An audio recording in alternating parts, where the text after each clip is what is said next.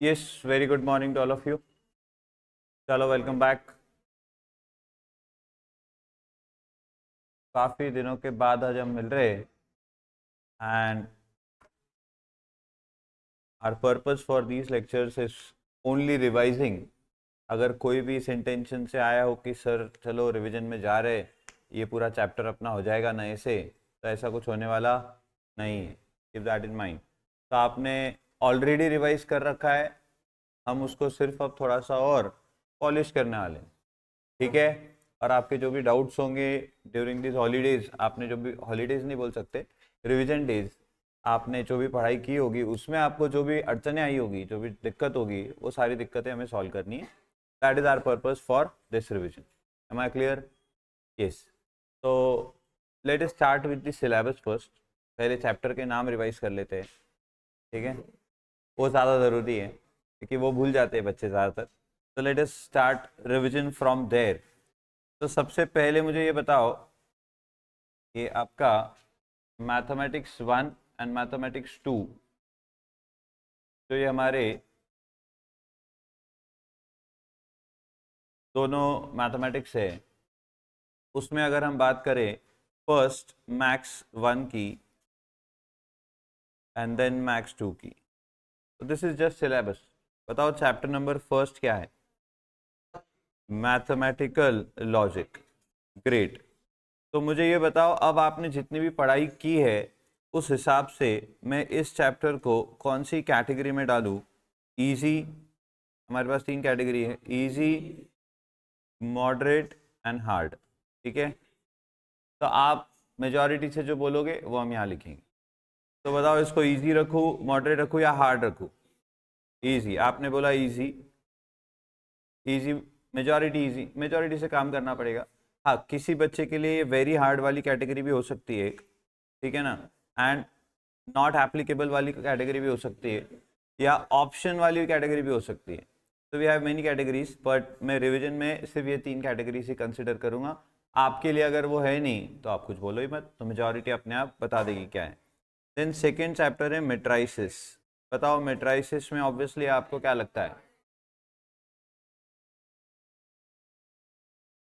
Okay, मुझे easy और moderate सुनाई दे रहा है, तो मैं मॉडरेट को लेकर चलता हूँ। Then third is differentiation, that is derivatives. हाँ बोलो, सभी को इजी लगता है? देखो, जिसने पढ़ा उसको इजी लगेगा ये, जिसने नहीं पढ़ा उसके लिए ये नॉट एप्लीकेबल वाली कैटेगरी ज़्यादा बेहतर है इसके लिए। Then fourth, application of derivatives. हाँ बोलो, एप्लीकेशन ऑफ डेरिवेटिव्स। मॉडरेट मुझे ज़्यादा सुनाई दे रहा है, तो मॉडरेट पे चल जाते हैं। कुछ बच्चों के लिए इजी होगा क्योंकि चैप्टर तो वैसे इजी है, बट स्टिल हम इसे मॉडरेट कैटेगरी में रख रहे हैं। बट देखो, मैं आपको डेफिनेटली इतनी कोशिश मैं कर सकता हूँ कि आपके लिए चीज़ें कुछ कुछ समझ में आ जाए आपको फिर से। बट मैं आपको मॉडरेट से इजी में नहीं ला सकता, अब उतना टाइम भी नहीं, उतने एफर्ट्स अब नहीं डाल सकते अपन, ऑलरेडी काफ़ी एफर्ट्स अपन डाल चुके हैं। तो इट इज़, ये ऑब्वियस है कि अब आप ये मत एक्सपेक्ट करो कि मॉडरेट से इजी में आ जाएगा या हार्ड से इजी में आ जाएगा। इसके लिए आपका हार्ड वर्क चाहिए था, और आपने किया है वो, ऐसा मैं अज्यूम कर रहा हूँ, ठीक है। Then fifth is integration. Yes, बताओ इंटीग्रेशन क्या लगता है? Easy. How many of you say easy? Raise hands. Okay, and others say moderate. Hard नहीं ना किसी के लिए? चलो, ये तो अच्छा है, अभी तक एक भी चैप्टर आपने हार्ड वाली कैटेगरी में नहीं डाला, ये मुझे अच्छा लग रहा है। Then definite integration. बताओ डेफिनाइट इंटीग्रेशन का क्या हाल है? सर, जिसे इंटीग्रेशन आता है उसके लिए डेफिनाइट इंटीग्रेशन कुछ भी नहीं है, बट जिसे इंटीग्रेशन नहीं आता उसके लिए चैप्टर है ही नहीं, उसके सिलेबस में ही नहीं है ये, उसको अलग क्वेश्चन पेपर बना के देंगे अपन, ठीक है। तो बताओ इसको मॉडरेट में डालूं, इजी में डालूं? तो क्योंकि ये इससे रिलेटेड है तो फिर मॉडरेट ही सही रहेगा इसके लिए, ठीक है ना। बाकी क्योंकि आपने उसको मॉडरेट बोला है तो ये भी मॉडरेट में ही जाएगा। Then comes what? Application of definite integration. क्या लगता है? सर ये तो मतलब इजी में आना चाहिए, पर ठीक है, आप मॉडरेट कह रहे हो तो मैं मॉडरेट में डालता हूँ। एक ही तो कॉन्सेप्ट है उसमें, गिना चुना, बट उसके लिए भी आना इंटीग्रेशन चाहिए, और वो भी बेसिक इंटीग्रेशन, बहुत एडवांस इंटीग्रेशन की कोई ज़रूरत नहीं इधर। And then last is differential equation and its applications. ये तो अपन ने लास्ट पढ़ा था एकदम, तो मेरे हिसाब से ये ईजी है। और ऑलरेडी अगर आपको चाहिए तो मैंने इसके लेक्चर्स यूट्यूब पर अपने चैनल पर ऑलरेडी सारे लेक्चर्स मैंने रखे हैं आपको देखने के लिए, तो अगर आपको रिवाइज करना है तो आप वहाँ से भी रिवाइज कर ही सकते हो। सारे लेक्चर से स्टार्ट टू एंड पूरा चैप्टर आपको ये यूट्यूब पर अपने चैनल पर मिल जाएगा, अगर आपको देखना है तो वहाँ से देख लेना। फिर भी बताओ अभी क्या लगता है, इजी या मॉडरेट? इजी या मॉडरेट? Moderate, okay. तो मतलब सिर्फ 2 चैप्टर को छोड़ के आपने सभी मॉडरेट कहा है, ग्रेट। अब मैथमेटिक्स 2 की बात करें तो फर्स्ट चैप्टर था हमारा कमीशन, ब्रोकरेज एंड डिस्काउंट। हाँ बोलो, क्या लगता है? Easy, okay easy, great, very good. Second is insurance and annuity, क्या लगता है? Easy, sure, everybody, the majority. Third, then we have what, insurance annuity हो गया। Third, regression analysis, moderate, oh my God, ठीक है मॉडरेट, आपने बोला moderate तो मॉडरेट। देन फोर्थ चैप्टर हमारा था आई थिंक टाइम सीरीज, इसको तो आपको पूछूंगा भी नहीं मैं। Then index numbers, yes easy, very good, सब रिवाइज करेंगे अपन वैसे। Then we have linear programming problem, दो टाइप ऑफ एग्जांपल्स है, one formulating LPP and one solving the LPP, so I don't think it is very easy, very good. 7, assignment problem and sequencing, क्या लगता है? Yes sir, again easy, very good. 8, probability distribution, हाँ option, अरे बेशरम, इतना आसान है वो। क्या है उसमें? रैंडम वेरिएबल्स, डिस्क्रीट, कंटिन्यूस, उनके प्रोबेबिलिटी डिस्ट्रीब्यूशन, पीएमएफ, पीडीएफ, उनके expected values, mean and variance, and then we have binomial distribution, Poisson distribution, खत्म। चलो आपने कहा मॉडरेट तो मॉडरेट। तो इधर आपका मैक्स 2, यानी मुझे लग रहा है कि मैक्स 2 में आपको ज़्यादा मेहनत की ज़रूरत अभी मेरी तरफ से नहीं है। बस आपको एक बार मुझे सारे कॉन्सेप्ट फिर से बताने हैं हर चैप्टर के, बट लगभग आपका 1 2 3 4 5 एंड 6 चैप्टर्स, मतलब आउट ऑफ 8 6 चैप्टर्स आपके ऑलरेडी अच्छे से हो रखे, यानी 3/4 यानी 75% आपका मैक्स 2 कंप्लीट हो गया है, ऐसा हम अज्यूम कर रहे हैं। ठीक है ना, मैं मेजॉरिटी की बात कर रहा, मैं अभी इंडिविजुअली बात नहीं कर सकता, that is not possible. And आपका 25% जो है वहाँ पर आपको सिर्फ दिक्कत है, तो will definitely solve that problem, वो भी आसान है वैसे, उसमें भी कोई दिक्कत तो होनी नहीं चाहिए। मैक्स 1 में आपका moderate moderate moderate and moderate काफ़ी है, तो मैक्स 1 से इसीलिए हम स्टार्ट कर रहे हैं। ठीक है, अब मुझे ये बताओ आपको कैसा एक्सपेक्टेशन है? आपने कुछ सोचा होगा कि सर हम रिवीजन में जाएंगे तो ये करवाएंगे वो करवाएंगे, क्योंकि मैं मेरे हिसाब से तो चीज़ें करवाऊंगा ही, बट आप क्या दिमाग में लेकर आए हो ये जान लेते तो उस हिसाब से फिर अप्रोच करते हैं। आप क्या दिमाग में लेके आए हो, आपने क्या सोचा है? क्या आपने ये सोचा है कि जो कराएंगे यस सर अच्छा ही कराएंगे? बताओ, इंपॉर्टेंट क्वेश्चंस बताओ कि एग्ज़ाम में क्या आ सकता है। ठीक है, मैं आपको उसके लिए एक हिंट भी देता हूँ कि लास्ट ईयर के आप लास्ट 5 ईयर्स के क्वेश्चन पेपर कर लो, ठीक है, उसमें से आपका 75% पेपर उसमें से आ जाएगा। एमसीक्यू की बात नहीं कर रहा मैं, ठीक है ना, एमसीक्यूज कुछ भी आ सकते हैं, वहाँ पे कोई ऑब्वियसली कंट्रोल नहीं है, बट आप बाकी जो आपके क्वेश्चंस होते हैं 3 मार्क्स 4 मार्क्स जो ये क्वेश्चन होते हैं, वो मेजॉरिटी आपके जो पास्ट 5 ईयर्स भी कर लिया आपने तो भी बहुत है, पास्ट 5 ईयर्स कर लिए, मोर देन इनफ है। उसमें से आपको कॉन्सेप्चुअली बोलो या सिमिलर एकदम एग्जैक्टली आइडेंटिकल एग्जाम्पल भी आने के चांसेस आ सकता है। तो इतना, और फिर आपकी टेक्स्ट बुक बस, मिसलेनियस एक्सरसाइज सॉल्व एग्जाम्पल, वो लगभग हमने यहाँ पर सारे करने की कोशिश की है। सॉल्व एग्जाम्पल आपको हम घर पे बोलते थे करने के लिए, आपने तब ईमानदारी से किया हो तो आपको फ़ायदा होगा उसका। मिसलेनियस तो हम यहाँ जो इंपॉर्टेंट क्वेश्चन होते थे मिसलेनियस में से वो हम सारे कर ही देते थे, जो ईजी होते थे रिपीटेटिव होते थे वो हम नहीं करते थे। एंड हमने सारे MCQs भी यहाँ पर किए थे। इफ़ यू रिमेंबर, हमने लगभग जो चैप्टर हमारे लिए मॉडरेट जो जो आपने बताया उनके तो लगभग सबके एमसीक्यूज मैंने आपको करवाए मिसलेनियस में जो दिए थे, बराबर है। हाँ, जिसमें मैं बोलूँगा चैलेंजिंग एमसीक्यूज कौन से चैप्टर के हो सकते हैं। एक तो हो सकता है मैट्राइसिस का, एक हो सकते हैं इंटीग्रेशन के, ठीक है ना। और इसके अलावा चैलेंजिंग एमसीक्यू हो सकते हैं आपके यहाँ से, ये थेरोटिकल एमसीक्यू अगर पूछ ले कभी तो दिक्कत हो जाती है, ठीक है। और तो बाकी चैप्टर्स मुझे एमसीक्यू के पॉइंट ऑफ व्यू से भी कोई ऐसे डिफिकल्ट तो नहीं लगते। हाँ, यहाँ से भी कभी कभी कुछ ट्रिकी बन सकता है जो कि थोड़ा दिमाग के ऊपर से चले जाए।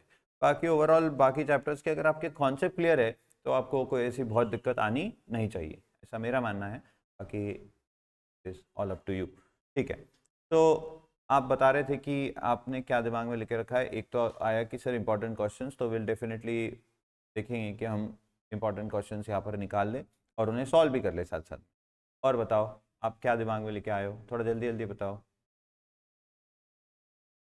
प्रेजेंटेशन कैसा करें, तो व्हाट विल डू, आपके एग्ज़ाम का जो अभी आपकी कॉलेज में एग्ज़ाम हुई है उसका क्वेश्चन पेपर है आपके पास, ठीक है ना, पिछले वाला। मैंने सुना था बच्चों को मार्क्स कुछ कम मिले थे, बराबर है। तो वो क्वेश्चन पेपर फिर आप लेके आना सारे, हम वो पूरा पेपर यहाँ सॉल्व कर लेंगे। हम वो पूरा पेपर यहाँ सॉल्व कर लेंगे, तो प्रेजेंटेशन भी आ जाएगा एंड प्लस आपको ये भी दिख जाएगा कि सॉल्व कैसे करना था। तो हम दोनों चीज़ें हो जाएगी उसमें, एमसीक्यू भी डिस्कस हो जाएंगे आपके सारे, प्रेजेंटेशन भी हो जाएगा, टाइम भी देख लेंगे हम कितना कैसा देना चाहिए, क्या क्या लिखना चाहिए क्या नहीं लिखना चाहिए, पूरा एकदम मुझे डिटेल में जैसा आंसर शीट होना चाहिए वैसा अपन उसको लिख लेंगे। तो ये एक बात हो गई। चलो प्रेजेंटेशन मैं यहाँ पे लिख लेता हूँ, एक्सपेक्टेशंस। तो जब अपनी रिवीजन खत्म होंगी तो विल चेक कि आपके एक्सपेक्टेशंस कितने हद तक पूरे हुए। तो फर्स्ट इम्पॉर्टेंट क्वेश्चन और सेकंड हाउ टू प्रेजेंट। तो ड्यूरिंग रिवीजन भी मैं आपको प्रेजेंटेशन के बारे में तो बोलते रहूँगा ही, वैसे क्लास के दौरान भी मैं आपको हर क्वेश्चन प्रेजेंटेशन के पॉइंट ऑफ व्यू से ही बताता था। आपको तो बड़ा कंटाला आता था सर शॉर्टकट में लिखो, बट फिर भी हम पूरा डिटेल में लिखते थे with every reasoning, with every जो भी लिटिल डिटेल्स रिक्वायर्ड है सभी हमने उसमें लिखे। चलो और कुछ, प्लीज़ कोई बच्चा है मत बोलना सर जो पूरा ब्लैंक है उसका क्या कर सकते, तो उसका कुछ नहीं हो सकता आप, ठीक है। अब वो बच्चा ब्लैंक ही रहे, वो ब्लैंक कैनवास है, उस पर हम अलग अलग चीज़ें पेंट करेंगे अब। और कोई आपके दिमाग में शंका है, अच्छा किसी स्पेसिफिक चैप्टर को लेकर आपको अगर दिक्कत हो तो वो भी बोलो, तो मैं कोशिश करूँगा उसको ज़्यादा टाइम दे दूँ। प्रोबेबिलिटी डिस्ट्रीब्यूशन, हाँ तो एब्सेंट थी ना इसके लिए तो बोल रही, एब्सेंट वालों के लिए नहीं है। आप प्रेजेंट होके अगर डाउट्स है तो फिर हो जाएगा। चलो, तो मेरे हिसाब से प्रोबेबिलिटी सभी को दिक्कत में होगा कुछ ना कुछ, तो प्रोबेबिलिटी पे हम एक डिस्कशन ले ही लेंगे थोड़ा। और और और कोई आपकी रिक्वायरमेंट, इंटीग्रेशन, लो इंटीग्रेशन, हाँ। और अब देखो, आप ये अगर सोच रहे होंगे कि हमें ये आता नहीं है आने लग जाएगा, तो वो नहीं होने वाला, हाँ? वो नहीं होने वाला। मैं सिर्फ आपको ये बता दूंगा कि उसमें क्या क्या था, फॉर्मूलाज क्या थे, कब कौन सा यूज करना, कब कैसे सोचना, कैसे इंटीग्रेट करना, that's it. That is our purpose of revision, keep that in mind. Objectives तो मैंने कहा कि हम जो क्वेश्चन पेपर सॉल्व करेंगे उसमें से देख लेंगे ऑब्जेक्टिव्स। आपको अगर कोई स्पेसिफिक चैप्टर के ऑब्जेक्टिव्स में दिक्कत जाती है वो कर लेंगे, और चाहिए तो हम मिसलेनियस जब अगर हम जा रहे हैं कोई चैप्टर की रिवीजन कर रहे हैं तो उसकी मिसलेनियस में कहीं पे कुछ है क्या देख लेंगे, ठीक है। और कुछ, बस और कुछ आपको ऐसा स्पेसिफिक, एक्टिविटी जो क्वेश्चंस होते हैं लास्ट में जो 4 मार्क के लिए आते हैं एक्टिविटी क्वेश्चन, ठीक है। तो ये तो हमें फिर क्या करना पड़ेगा, क्वेश्चन ही देखने पड़ेंगे डायरेक्टली, क्योंकि हर क्वेश्चन अपने आप में अलग रहेगा इसका, बराबर है। यस, तो एक्टिविटी क्वेश्चंस हम देखेंगे। और कुछ,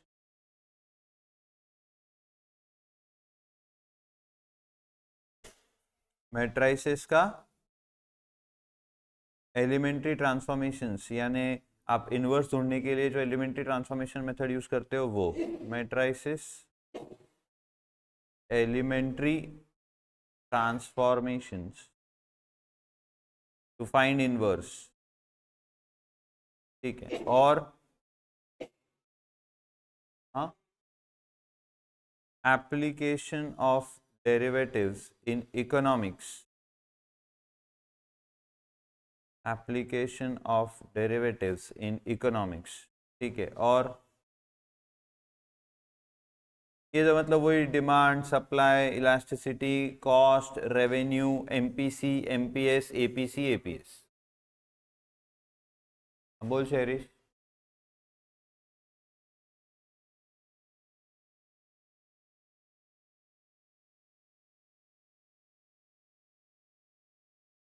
मारने वाली थी क्या तू किसी को?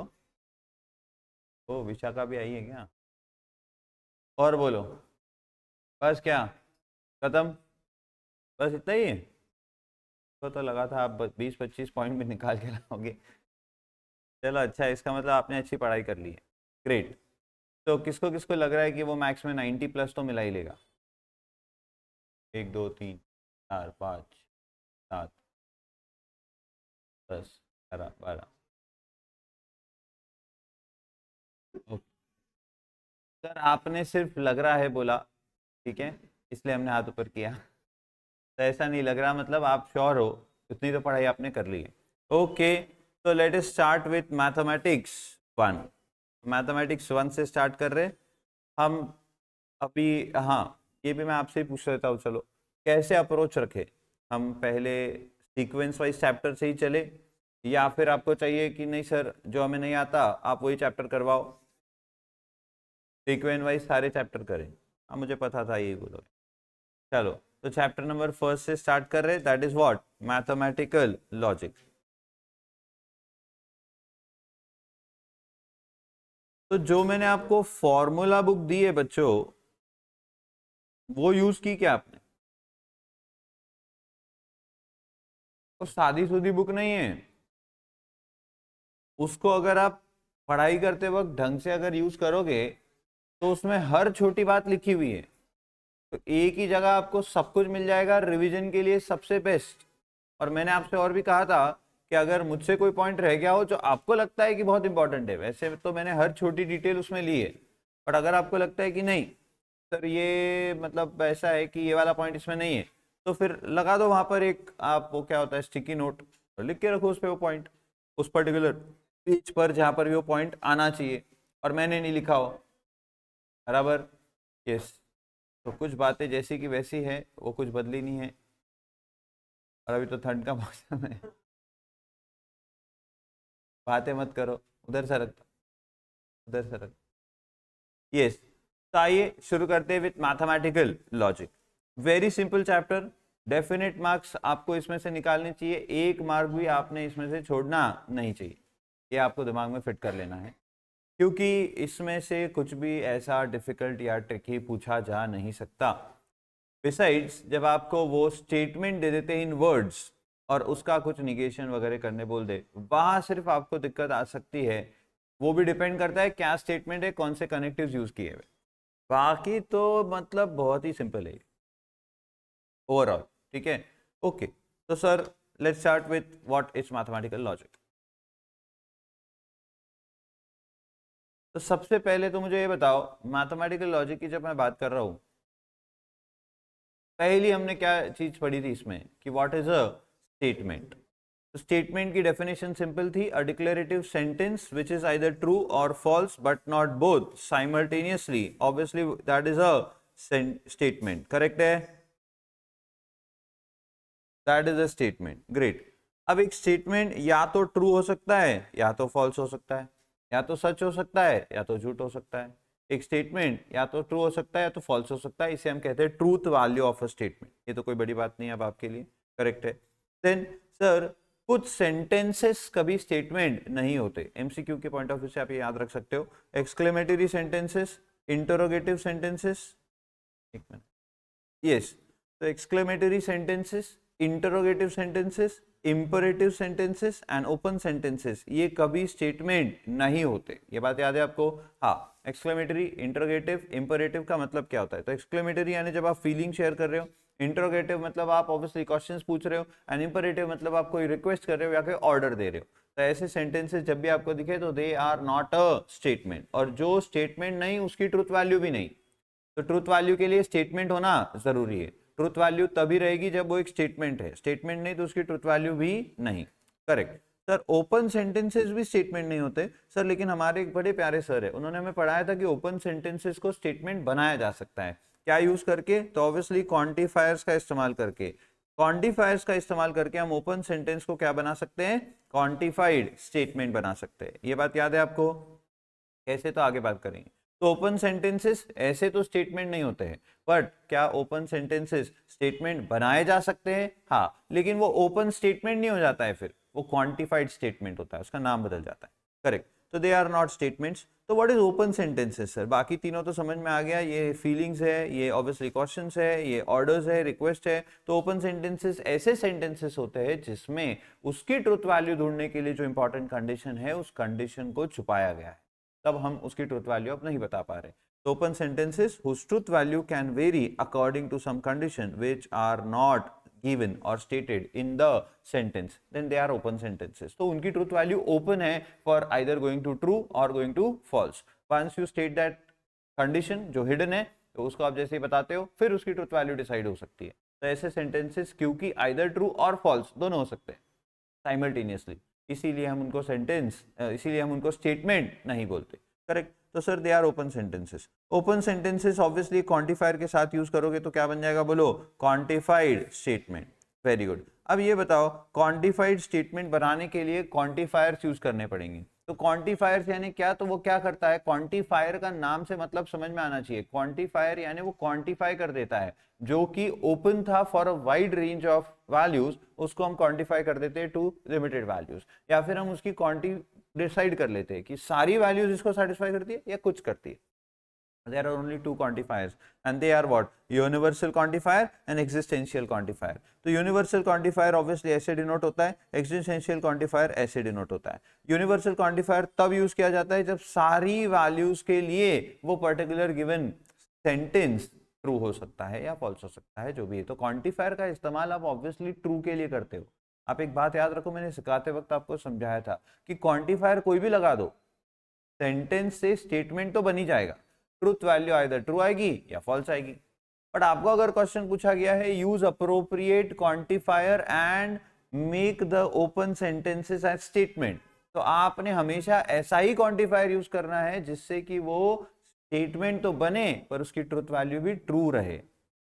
फॉल्स ट्रूथ वैल्यू वाले स्टेटमेंट भी बनाए जा सकते हैं, क्वांटिफाइड स्टेटमेंट। जैसे जहां पर फॉर और यूज होना चाहिए था वहां मैंने देयर एग्जिस्ट भी लगा दिया तो भी सही है, वो स्टेटमेंट तो बन ही गया, पर उसकी ट्रुथ वैल्यू ऑब्वियसली क्या रहेगी? फॉल्स रहेगी। तो ट्रुथ वैल्यू फॉल्स भी चलती है। ट्रुथ वैल्यू फॉल्स यानी कि पाप है क्या? नहीं। वो गलत है क्या? नहीं। वो भी सही है, वो भी चलेगा।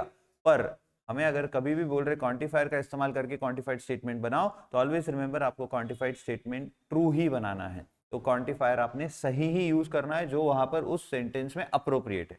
That's it. तो सर फॉर ऑल कब यूज करेंगे? If all values of the variable satisfy the condition we use this quantifier. तो जो भी वेरिएबल है अगर वो सारी वैल्यूज के लिए सेटिस्फाई करता है तो हम फॉर ऑल यूज करेंगे। लेकिन कुछ ही वैल्यूज के लिए, if any one of the values of variable does not satisfy, अगर एक भी वैल्यू सेटिस्फाई नहीं करती और सारी करती है तो भी हम there exist यूज करेंगे। सर 5000 वैल्यूज में से सिर्फ एक वैल्यू सेटिस्फाई नहीं कर रही, बाकी 4999 सेटिस्फाई कर रही है, तो भी हाँ, तो भी आप there exist ही यूज करोगे।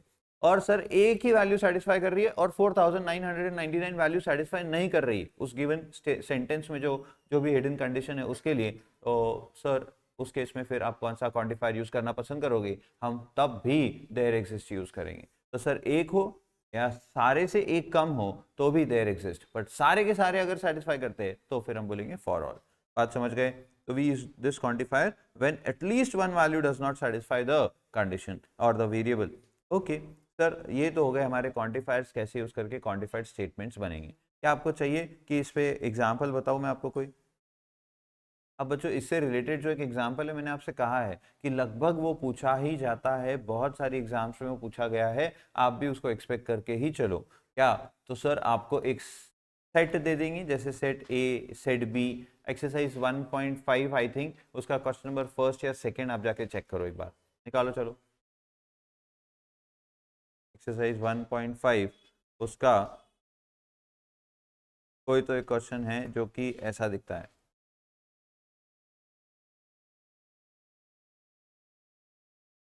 क्लियर कर देता हूँ।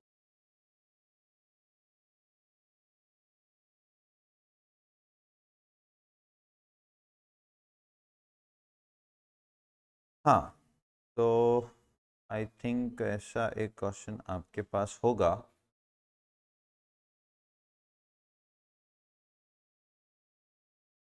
सीरीज में भी था ना एक वैसा क्वेश्चन।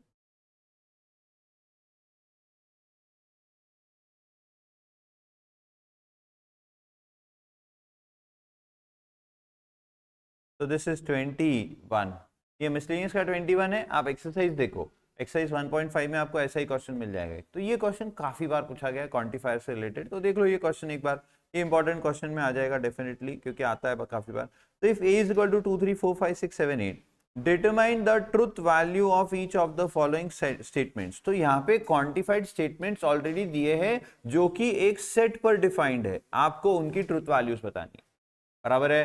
हाँ, और सर हम ऐसा भी क्वेश्चन दे सकते हैं कि आपको अलग अलग ओपन सेंटेंसेस देंगे और कहेंगे क्वांटिफायर्स का इस्तेमाल करके इनसे ट्रू क्वांटिफाइड स्टेटमेंट बना के दिखाओ। तो वो एक्सरसाइज 1.5 में आपको वैसा एक क्वेश्चन मिल जाएगा। और दूसरा टाइप ये है, ये मुझे लगता है ज्यादातर पूछा जाने का चांस है, वो भी आ सकता है। अब इसको सॉल्व कैसे करते हैं? तो सर इसकी ट्रुथ वैल्यूज बतानी है बस। ट्रुथ वैल्यू क्या है बताओ इसकी?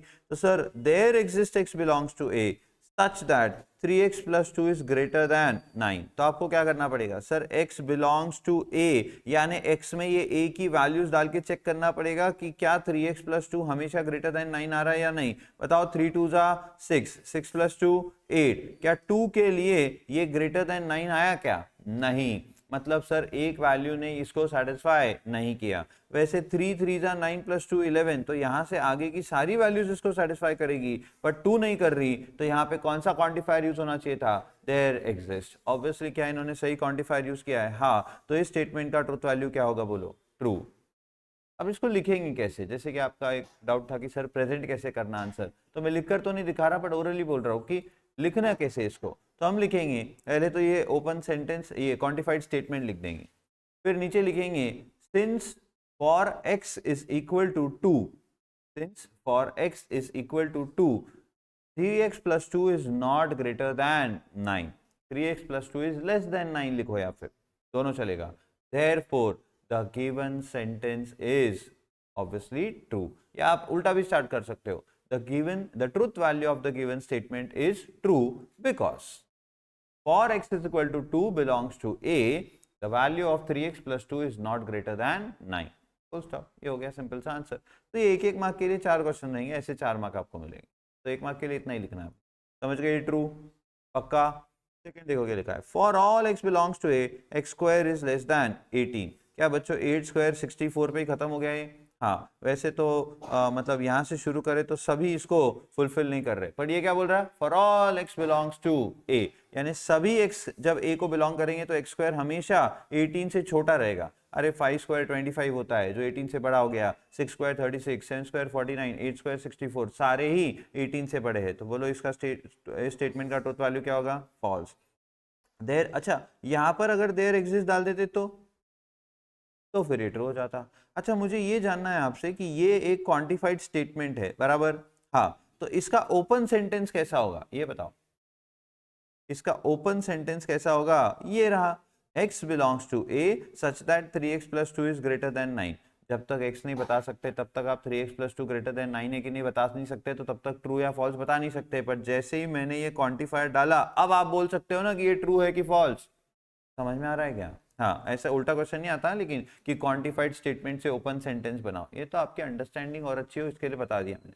ग्रेट। तो for all x belongs to a x square is less than 18, क्या ये फॉल्स रहेगा? हाँ। अच्छा यहाँ पर अगर मैं देयर एग्जिस्ट डाल देता, अब बोलो ये क्या हो जाता? ट्रू, क्योंकि सर कुछ वैल्यूज इसको फुलफिल कर रही है और कुछ नहीं कर रही है, तो देयर एग्जिस्ट सही क्वांटिफायर है। ग्रेट सर, वैसे ही there exist x belongs to a such that x plus 3 is less than 11। बताओ ना, देयर एग्जिस्ट बोला है तो डेफिनेटली 2 है, 3 है, 4 है, 5 है, 6 है, 7 है। 7 तक के सारी की सारी वैल्यूज लेस देन 11 आ रही है प्लस 3 करने के बाद, बट 8 प्लस 3 करने के बाद वो इक्वल टू आ रहा है और इन्होंने इक्वल टू नहीं दिया, तो मतलब 8 इसको सेटिस्फाई नहीं कर रहा। तो देयर एग्जिस्ट यहाँ पे सही क्वांटिफायर है, तो ऑब्वियसली ये क्या हो गया बोलो? ट्रू। थोड़ा थोड़ा समझ में आ रहा क्या? हाँ।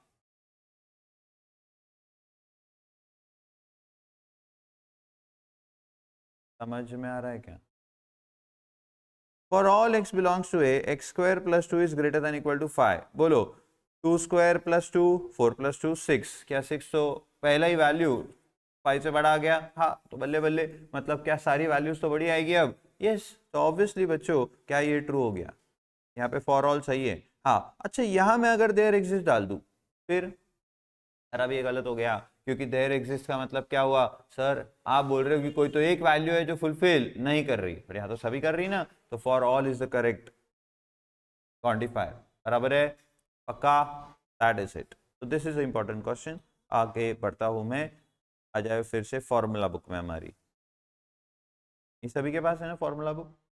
इसकी गुम हो गई होंगे कुछ, वेरी श्योर। तो अगर आपको फिर से चाहिए तो you can buy from us, it is only worth ₹60। ठीक है, ओके। आइए, mathematical identities are true statements. क्या ये आपको बात अच्छी से याद है? एमसीक्यू में पूछी जा सकती है। मैथमेटिकल आइडेंटिटीज हमेशा क्या होती है? बोलो, true statement. Mathematical identities are always true. Sir a plus B bracket square equal to A square plus 2ab plus B square. Yes sir. A square minus B square equal to A minus B into A plus B. Yes sir. ये हमेशा क्या रहेंगे? बोलो, true statements रहेंगे। इनको कोई challenge नहीं कर सकता, क्योंकि obviously left hand side and right hand side proven है कि वो इक्वल है, तो वो हमेशा ट्रू ही रहेंगे ना। हाँ, ग्रेट। मूविंग ऑन सर, आ जाते हैं हम क्या? तो कंपाउंड स्टेटमेंट बनाना है अब। बताओ, सिंगल स्टेटमेंट का ट्रूथ वैल्यू तो आपको समझ में आ गया। हाँ, उसमें हमने क्वांटिफायर्स यूज करके क्वांटिफाइड स्टेटमेंट भी आपको समझा दिया। कौन से सेंटेंसेस स्टेटमेंट नहीं होते ये भी हमने आपको बता दिया। मूविंग ऑन, हमें ऑब्वियसली लॉजिकल कनेक्टिव्स जब सीखना है, मतलब क्या सीखना है? बोलो, तो कंपाउंड स्टेटमेंट सीखना है, यानी दो सिंगल स्टेटमेंट्स को जोड़ करके क्या बनेगा? एक कंपाउंड स्टेटमेंट बनेगा। कंपाउंड स्टेटमेंट की ट्रुथ वैल्यू निकालना भी हमें सीखना होता है। तो क्या उसके लिए हम जो अलग अलग कनेक्टिव्स यूज करते हैं, दो लोगों को जोड़ने के लिए कनेक्शन लगता है ना? बोलो ना। हाँ हाँ, आप लोगों से बेहतर कौन समझता है इस बात को? तो दो लोगों को जोड़ने के लिए जो कनेक्शन लगता है, वो कनेक्टिव पे डिपेंड करता है कि उस पूरे जुड़े हुए कंपाउंड स्टेटमेंट की ट्रुथ वैल्यू क्या आएगी। तो पहले आपको किसी भी कंपाउंड स्टेटमेंट को बनाने के लिए कौन से कनेक्टिव्स यूज किए जाते हैं, जो हमें मैथमेटिकल लॉजिक में लॉजिकली सिखाए गए हैं, पहले वो 5 कनेक्टिव्स की बात करते हैं। तो दे आर व्हाट? एंड, और कहां से, ऑफ कहां से आ गया इधर? तो करेक्ट कर लो फॉर्मूला बुक में, मैं करेक्ट करवा लूंगा। कर लिया ना आपने? हाँ, तो एंड, और, not, if then, if and only if and only if, या फिर उसको IFF भी कहा जाता है। ठीक है ना? तो इफ एंड ओनली इफ और IFF, that is if and only if again. Okay, तो दीज आर माय 5 कनेक्टिव्स। इनको यूज करके मैं दो सेंटेंसेस को जोड़कर एक कंपाउंड स्टेटमेंट बना सकता हूँ। करेक्ट है। अब इनको जोड़ने के लिए जब हम ये ये कनेक्टिव्स का इस्तेमाल कर रहे हैं, दो सेंटेंसेस को जोड़कर कंपाउंड स्टेटमेंट बनाने के लिए जब हम ये कनेक्टिव्स का इस्तेमाल कर रहे हैं, तो सर इनको मैथमेटिकली कोई सिंबल देने पड़ेंगे, क्योंकि हम मैथमेटिक्स में इसको प्रेजेंट करना चाहते हैं, तो सिंबॉलिक प्रेजेंटेशन के लिए सिंबल्स लगेंगे। एंड के लिए बताओ क्या सिंबल है? दिस। और के लिए दिस। नॉट के लिए this. If and if then के लिए this. And if and only if के लिए डबल साइडेड एरो रहेगा। करेक्ट है? हाँ सर, पर इनके कुछ नाम होने चाहिए, तो इसे कहा जाता है क्या? Sir conjunction, then disjunction. Actually इसे कंजंक्शन नहीं कहा जाता है, एक बात आप समझ के लीजिए, इसे कंजंक्शन नहीं कहा जाता है। इसकी मदद से जो दो स्टेटमेंट को जोड़कर के स्टेटमेंट बनता है, उसे कंजंक्शन कहा जाता है। तो हमने इसका नाम कंजंक्शन रख दिया, क्योंकि यही तो कर रहा है ना वो काम। समझ में आ रही है आपको बात? यस। तो उस कंपाउंड स्टेटमेंट का नाम है कंजंक्शन, उस सिंबल का नाम कंजंक्शन नहीं है, उसका नाम कुछ और है। ठीक है, हमें उससे लेना देना नहीं, बट हमने उसे कंजंक्शन बुलाया हमारे सहूलत के हिसाब से। करेक्ट है? तो सर जो स्टेटमेंट बनता है, इसे कंपाउंड स्टेटमेंट को कंजंक्शन कहा जाता है। जब आप यहाँ पे ये सिंबल यूज करोगे, यानी और यूज करोगे, तो वो डिसजंक्शन बन जाए। करेक्ट है? हाँ, तो अब बोलो ये क्या है? कंजंक्शन, डिसजंक्शन, निगेशन, कंडीशनल, और इंप्लीकेशन भी बोला जा सकता है, एंड बाय कंडीशन। बोलो यहाँ तक सारी बात समझ में आ रही है? बोलो बोलो हाँ। Yes sir. सर अब हमारा कंपाउंड स्टेटमेंट बन गया, आइदर हमने एंड यूज किया, और यूज किया, नॉट यूज किया, इफ देन यूज किया, इफ एंड ओनली यूज किया। वैसे आपको अगर बताए तो नॉट जो है वो कोई दो स्टेटमेंट्स को जोड़ता नहीं है, वो बस एक स्टेटमेंट का निगेशन कर देता है, उसको निगेटिव कर देता है, ठीक है। हाँ, बाकी के चारों जो कनेक्टिव्स हैं एंड, और, if then and if and only if, ये ऑब्वियसली दो सेंटेंसेस को जोड़कर एक नया स्टेटमेंट बना के देते हैं, दो स्टेटमेंट्स को जोड़कर एक कंपाउंड स्टेटमेंट बना के देते हैं, जिन्हें कहा जाता है आइदर कंजंक्शन, एंड यूज करे तो आइदर डिसजंक्शन, और यूज करे तो सर कंडीशनल, अगर आप इफ देन यूज कर रहे हो, और if and only if bye condition आप ऑब्वियसली उसे कहोगे, करेक्ट। सर हमने कंपाउंड स्टेटमेंट तो बना लिया, अब हमें स्टेटमेंट की ढूंढनी होती है ट्रुथ वैल्यू। तो ऑब्वियसली हमारे सिंपल स्टेटमेंट्स की ट्रुथ वैल्यू ढूंढना तो स्टेटमेंट पे डिपेंड करता है। ताजमहल इज इन आगरा तो true, Taj Mahal is in Dhule तो फॉल्स, बराबर। तो ये स्टेटमेंट पे डिपेंड करता है, बट स्टेटमेंट दो है अब, और वो भी कनेक्टेड है, तो इस पूरे कंपाउंड स्टेटमेंट की ट्रुथ वैल्यू के लिए क्या क्या जरूरी है, तो पहले आपको दोनों सिंगल स्टेटमेंट की ट्रुथ वैल्यू पता होना, और जैसे ही वो पता चल जाए फिर आपका कनेक्टिव कौन सा है वो देखो, और कनेक्टिव के हिसाब से आपको उसका गोल्डन रूल अप्लाई करना है to find out the truth value of the whole statement. बताओ, if both are true then only true otherwise false, ये किसके लिए रहेगा, जब एंड यूज किया गया है यानी कंजंक्शन यूज किया गया है। तो कंजंक्शन का गोल्डन रूल क्या है, if both are true then only true otherwise false. तो डिसजंक्शन का गोल्डन रूल क्या है, if both are false then only false otherwise true. Sir obviously negation में आपको सिर्फ अपोजिट कर देना है, ट्रू है अगर स्टेटमेंट का ट्रुथ वैल्यू तो फॉल्स हो जाएगा, फॉल्स है तो वो ट्रू हो जाएगा जब आप निगेशन कर रहे हो। देन फोर्थ, इफ देन से यूज होके बने हुए कंपाउंड स्टेटमेंट की ट्रुथ वैल्यू ढूंढनी है तो पहले उसमें यूज हुए दोनों सिंगल स्टेटमेंट्स की ट्रुथ वैल्यू पता करो, और फिर लगा दो उसका गोल्डन रूल, किसका, कंडीशनल का। क्या है वो rule, if first is true is false then only false otherwise true। Sir आखिरी बाय कंडीशनल जब हम स्टेटमेंट बना रहे हैं इफ एंड ओनली इफ के इस्तेमाल से, तो ऑब्वियसली उन पूरे कंपाउंड स्टेटमेंट की ट्रुथ वैल्यू के लिए गोल्डन रूल क्या यूज करेंगे, if both are same then only true otherwise false. याद रहेगा, सर ये नहीं याद रहेगा तो क्या याद रहेगा, ग्रेट। आगे बढ़ता हूँ, कुछ छोटी छोटी बातें आपको पता होनी चाहिए, ये काम में आती है आगे कभी हमें कोई एग्जांपल सॉल्व करना है ड्यूअलिटी वगैरह से रिलेटेड। तो P conditional Q is equivalent to negation P disjunction Q. Sir ये दोनों इक्वल होते हैं क्या, तो सर आपने तो हमें एक बढ़िया शॉर्टकट बताया है, आपको याद होगा, वो तो हम याद रखेंगे, बट सर क्या ये दोनों इक्वल होते हैं, तो बच्चों मैंने आपको पहले ट्रूथ टेबल बना के ये दोनों इक्वल होते ही बताया था। इन दोनों को क्या कहा जाता है सर, इन्हें कहा जाता है स्टेटमेंट पैटर्न्स। सर दो स्टेटमेंट पैटर्न्स कब इक्वल होते हैं, दो स्टेटमेंट पैटर्न्स लॉजिकली इक्विवेलेंट होते हैं, इक्वल नहीं होते हैं। तो दो स्टेटमेंट पैटर्न लॉजिकली इक्विवेलेंट कब होते हैं, जब उनकी सारी की सारी पॉसिबल ट्रुथ वैल्यूज सेम होती है। सारी पॉसिबल ट्रुथ वैल्यू से क्या मतलब है सर आपका, सारी पॉसिबल ट्रुथ वैल्यू से मतलब है कि इसमें यूज हुए जो स्टेटमेंट्स है वो अपनी अपनी ट्रुथ वैल्यूज अलग अलग ले सकते हैं, बराबर है, अरे बोलो ना हाँ। हाँ तो सर वो स्टेटमेंट्स के अलग अलग पॉसिबल ट्रुथ वैल्यूज के कॉम्बिनेशन है, उन सारे कॉम्बिनेशंस के लिए इनकी अल्टीमेट ट्रुथ वैल्यूज दोनों की, दोनों स्टेटमेंट पैटर्न्स की सेम आती है। तो ये दोनों स्टेटमेंट पैटर्न लॉजिकली इक्वल है, यानी इसकी जगह ये लिखा जा सकता है, करेक्ट है। सर ये तो हो गई बड़ी टेक्निकल बात, ये तो ऊपर से जाती है, अंदर जाने वाली बात क्या है, बात समझ में आ गई। हाँ तो आपको कंडीशनल को अगर कभी डिसजंक्शन में लिखना है तो वो कैसे लिखा जाएगा, या उसको किसी और तरीके से लिखना है तो लॉजिकली इक्विवेलेंट उसका स्टेटमेंट पैटर्न कौन सा है, तो just rotate the arrow and obviously you will get negation P disjunction Q. याद रहेगा ये, सर ये जन्मों जन्मों तक नहीं भूलेंगे हम। हमारे बच्चों को आपके पास क्लास को भेजेंगे ना, उनके पहले ये बता के भेजेंगे कि सर ऐसे सिखाने वाले, तो कोई उनको सरप्राइज नहीं होगा इन्हें ज्यादा, है ना। भांडा मत फोड़ना मेरा, मजा क्या आएगा फिर, नहीं तो वो बच्चों को समझ में आ जाएगा पहले से, तो बराबर है। हाँ ग्रेट, भेजोगे ना पर तुम्हारे बच्चों को मेरे पास क्लासेस, तब तो मैं बहुत बूढ़ा रहूंगा फिर भी सिखाते रहूंगा, ठीक है ना। बहुत बूढ़ा तो नहीं रहूंगा, अभी तुम कितने 8-10 साल में तो, चलो ठीक है। पी कंडीशनल क्यू,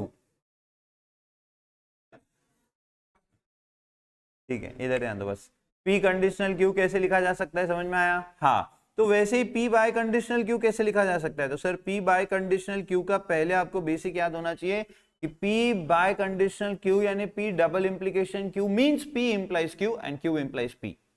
एंड बोला मैंने बीच में, तो ऑब्वियसली क्या आएगा बोलो, कंजंक्शन। तो P implies Q and Q implies P, but आप P implies Q को लिख सकते हो कैसे, negation P disjunction Q, and उधर निगेशन Q डिसजंक्शन P, तो ultimately P biconditional Q को ऐसे लिखा जा सकता है। मेजरली ये दोनों कब काम में आएंगे, जब आपको इनका ड्यूअल निकालने बोल देंगे, तो पहले आपको इनको लिखना पड़ेगा ऐसे और फिर आपको ऑब्वियसली उसका ड्यूअल करना है। और सर ये कब काम आ सकता है दोनों भी, ये आपको जब अलजेब्रा ऑफ स्टेटमेंट्स का इस्तेमाल करके दो स्टेटमेंट पैटर्न्स का लॉजिकल इक्विवेलेंस प्रूफ करने बोलते हैं विदाउट प्रिपेयरिंग ट्रूथ टेबल, जब आपको इनका स्टेटमेंट पैटर्न लॉजिकल इक्विवेलेंट है या नहीं ये प्रूफ करने बोलते हैं, तब भी ये काम में आ सकते हैं। बात समझ में आ रही है, समझ आ रहा है ना, तुम क्या बोल रहा हूँ, जा रहा है ना दिमाग में, नहीं तो मैं फालतू बड़बड़ कर रहा हूँ ऐसा तो नहीं हो रहा है ना।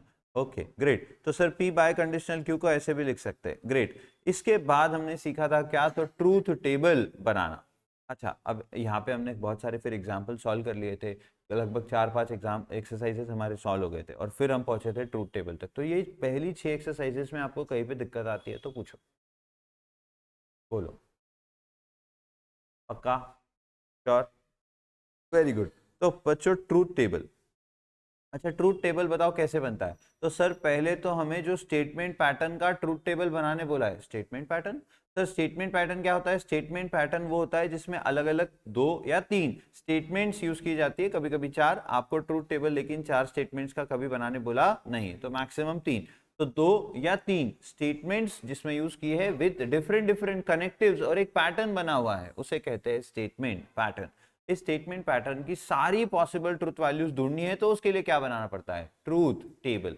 ट्रूथ टेबल क्यों बनता है ये समझे ना सर, सारी पॉसिबल ट्रूथ वैल्यूज ढूंढते हैं हम उसमें, यानी P Q और R ट्रू ट्रू ट्रू हो सकते हैं, ट्रू ट्रू फॉल्स हो सकते हैं, तो हम ये नहीं मालूम है हमें कि P Q और R की एग्जैक्ट ट्रूथ वैल्यूज क्या है, तो वो बोल रहे कि नहीं आप एक काम करो हमको सारी पॉसिबल ट्रूथ वैल्यूज बता दो, फिर हम हमारा देख लेंगे कि P Q और R क्या है, उस हिसाब से हम उसकी अल्टीमेट ट्रूथ वैल्यू क्या है आपके लास्ट कॉलम में देख लेंगे, यानी उस पूरे स्टेटमेंट पैटर्न की ट्रूथ वैल्यू क्या है हम देख लेंगे और हम समझ जाएंगे हमारा हमारा। हम आपको ट्रूथ वैल्यूज बताना नहीं चाहते P Q और R की, आप हमें ऑल पॉसिबल ट्रूथ वैल्यूज दो तो ट्रूथ टेबल बना के दो। अब ट्रूथ टेबल बनाने के लिए आपको ढूंढना पड़ेगा कि उसमें कितने नंबर ऑफ रोज आएंगे एंड कितने नंबर ऑफ कॉलम्स आएंगे। तो कितने नंबर ऑफ रोज आएंगे, तो obviously sir 2n number of रोज आएंगे, एंड कितने नंबर ऑफ कॉलम्स आएंगे, तो m+n नंबर ऑफ कॉलम्स आएंगे।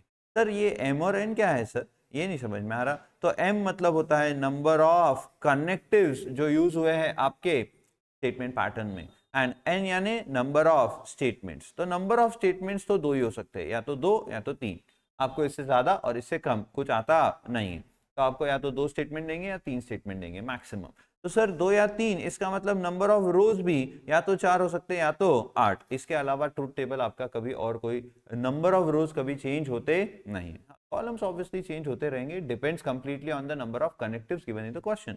तो सर नंबर ऑफ कनेक्टिव्स कैसे काउंट करना, तो ऑब्वियसली आपको सारे कनेक्टिव्स जितने आपको स्टेटमेंट पैटर्न में दिख रहे हो काउंट करना है, बट डुप्लीकेशन आपको अवॉइड करना है, रिपीटेशन ऑफ कनेक्टिव्स हो रहा है तो आपको उसको एक ही बार काउंट करना है। तो sir points to remember while counting connectives, obviously negation of any statement if repeated counted once, जैसे आपको निगेशन P दो जगह दिख रहा है, बट यहाँ उसका डिसजंक्शन Q है और यहाँ कंडीशनल कंजंक्शन निगेशन Q के साथ है, तो ऑब्वियसली निगेशन तो ये निगेशन अलग और ये निगेशन अलग, ऐसे काउंट नहीं करेंगे, ये निगेशन एक ही बार काउंट होगा। सिमिलरली समझो आपको यहाँ पर दिख रहा है P conjunction Q conditional negation P conjunction Q, अब यहाँ पर बच्चों ये निगेशन तो अलग काउंट होगा लेकिन ये कंजंक्शन फिर से काउंट नहीं होगा, बिकॉज ये कंजंक्शन यहाँ पर हमारा ऑलरेडी काउंट हो चुका है। तो सिमिलर आपको देखना है, सिमिलर रहा या फिर वो निगेशन कॉमन है, दिख रहा है आपको एक जैसा निगेशन P है, तो वो निगेशन अलग अलग काउंट नहीं होगा। बट जैसे कि मैंने इसके पहले जो एग्जाम्पल लिखा था, ऑब्वियसली उसमें आपको याद रखना है कि ये निगेशन P का और ये निगेशन Q का ये अलग अलग काउंट होगा, इतना तो आप समझते हो। हाँ ये रिवीजन है, अभी हम पढ़ा नहीं रहे आपको, बाकी पढ़ाते वक्त मैंने आपको डिटेल में सब बताया था कि कैसे काउंटिंग करना है। And same connectives if used between same statements, उन्हीं दो स्टेटमेंट्स के बीच वही कनेक्टिव आपको अगर एग्जैक्टली सेम दिख रहा है तो उसे भी आपने एक ही बार काउंट करना चाहिए, क्योंकि वो एक कॉलम बन जाएगा, वही आप बार बार यूज कर सकते हो। फिर तो P कंजंक्शन Q एक बार बन गया है तो उसको जितनी बार यूज करना है करो ना, फिर आगे बार बार उसे बनाने की जरूरत नहीं है, तो फिर वो कनेक्टिव फिर से काउंट करना भी सही नहीं होगा, बराबर है। हाँ, और फिर आपके जब number of rose and columns बन जाएंगे तो पहले आप लिखोगे 3 रोज स्टेटमेंट के या दो रोज स्टेटमेंट के P एंड Q या P Q and R, and फिर उसमें आप लिखोगे पॉसिबल ट्रूथ वैल्यूज, जो जनरली कैसे लिखी जाएगी बताओ, ऐसे लिखते क्या अपन सर, ये तो सही तरीका ये है, दोनों ट्रू हो सकते हैं, पहला ट्रू दूसरा फॉल्स हो सकता है, पहला फॉल्स दूसरा ट्रू हो सकता है, या दोनों फॉल्स हो सकते हैं। ये दो स्टेटमेंट्स के लिए ऑल पॉसिबल ट्रूथ वैल्यूज दोनों की, यानी कॉम्बिनेशन ऑफ ट्रूथ वैल्यूज। और सर तीन के लिए ट्रू ट्रू ट्रू हो सकते हैं, ट्रू ट्रू फॉल्स हो सकते हैं, एंड सो ऑन। बट हमने इसको शॉर्टकट बना दिया, क्या करना है, true true false false, true false true false, ये दो स्टेटमेंट पैटर्न्स। एंड तीन रहे तो true true true true false false false false, T T F F T T F F T F T F T F T F, ऐसे आप लिखोगे सारी truth values जब तीन स्टेटमेंट्स आ जाएंगे। और फिर आप जितने भी आपने कॉलम्स बनाए हैं तो अंदर से बाहर आपको कॉलम्स बनाते जाना है।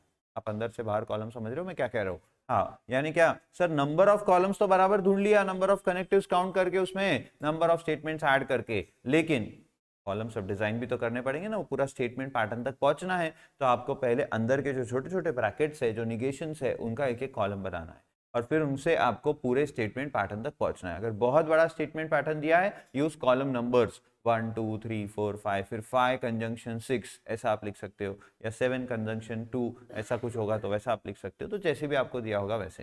कंडीशनल के वक्त आपको एक बात याद रखनी है कि कंडीशनल में जो पहले बोला है स्टेटमेंट वो पहले, और जो बाद में बोला है वो बाद में, भले ही वो कॉलम पहले हो, भले ही वो कॉलम पहले हो। और एक minute, yes, so obviously number of statements and number of connectives आपको ये दोनों ऐड करके मिलेंगे नंबर ऑफ कॉलम्स।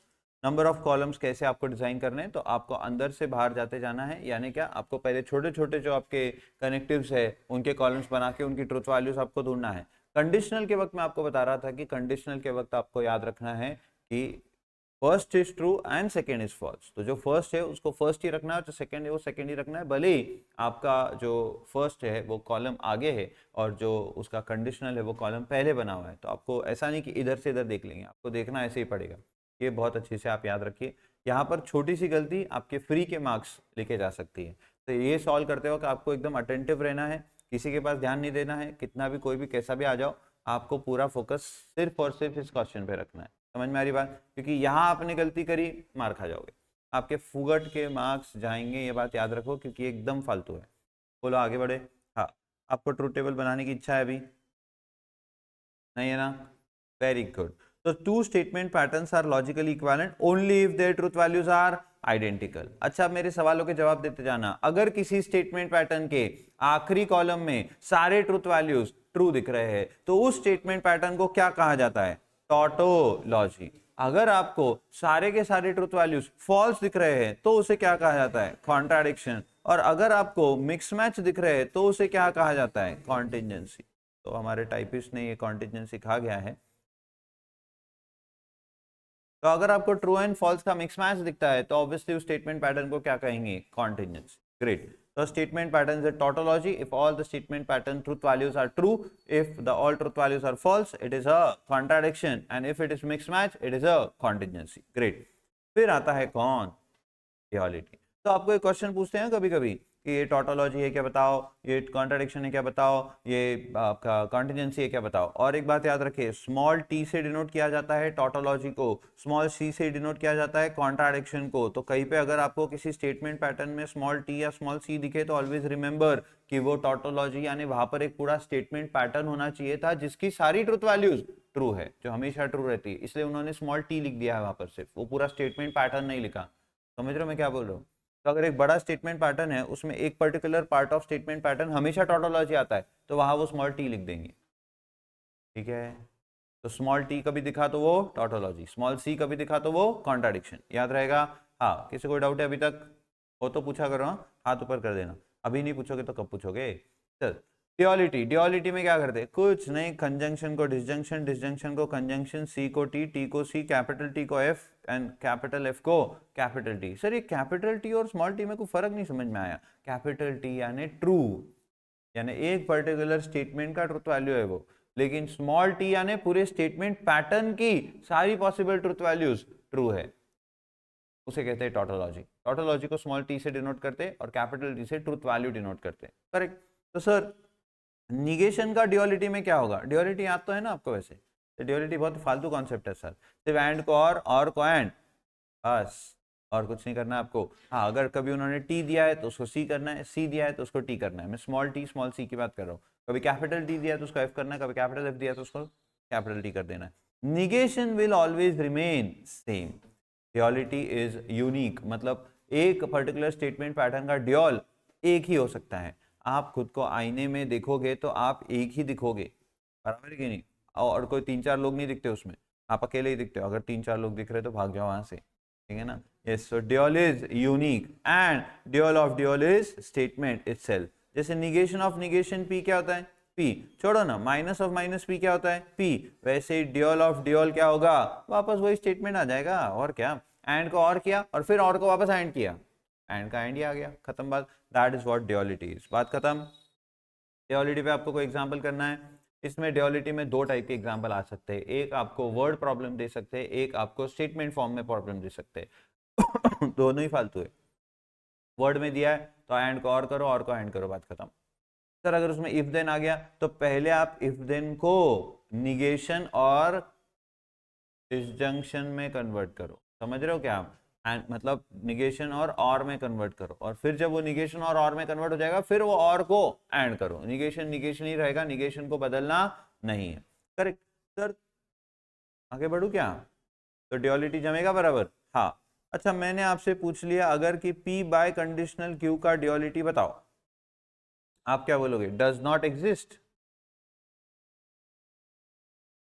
एक मिनट, हाँ सॉरी, ध्यान देंगे।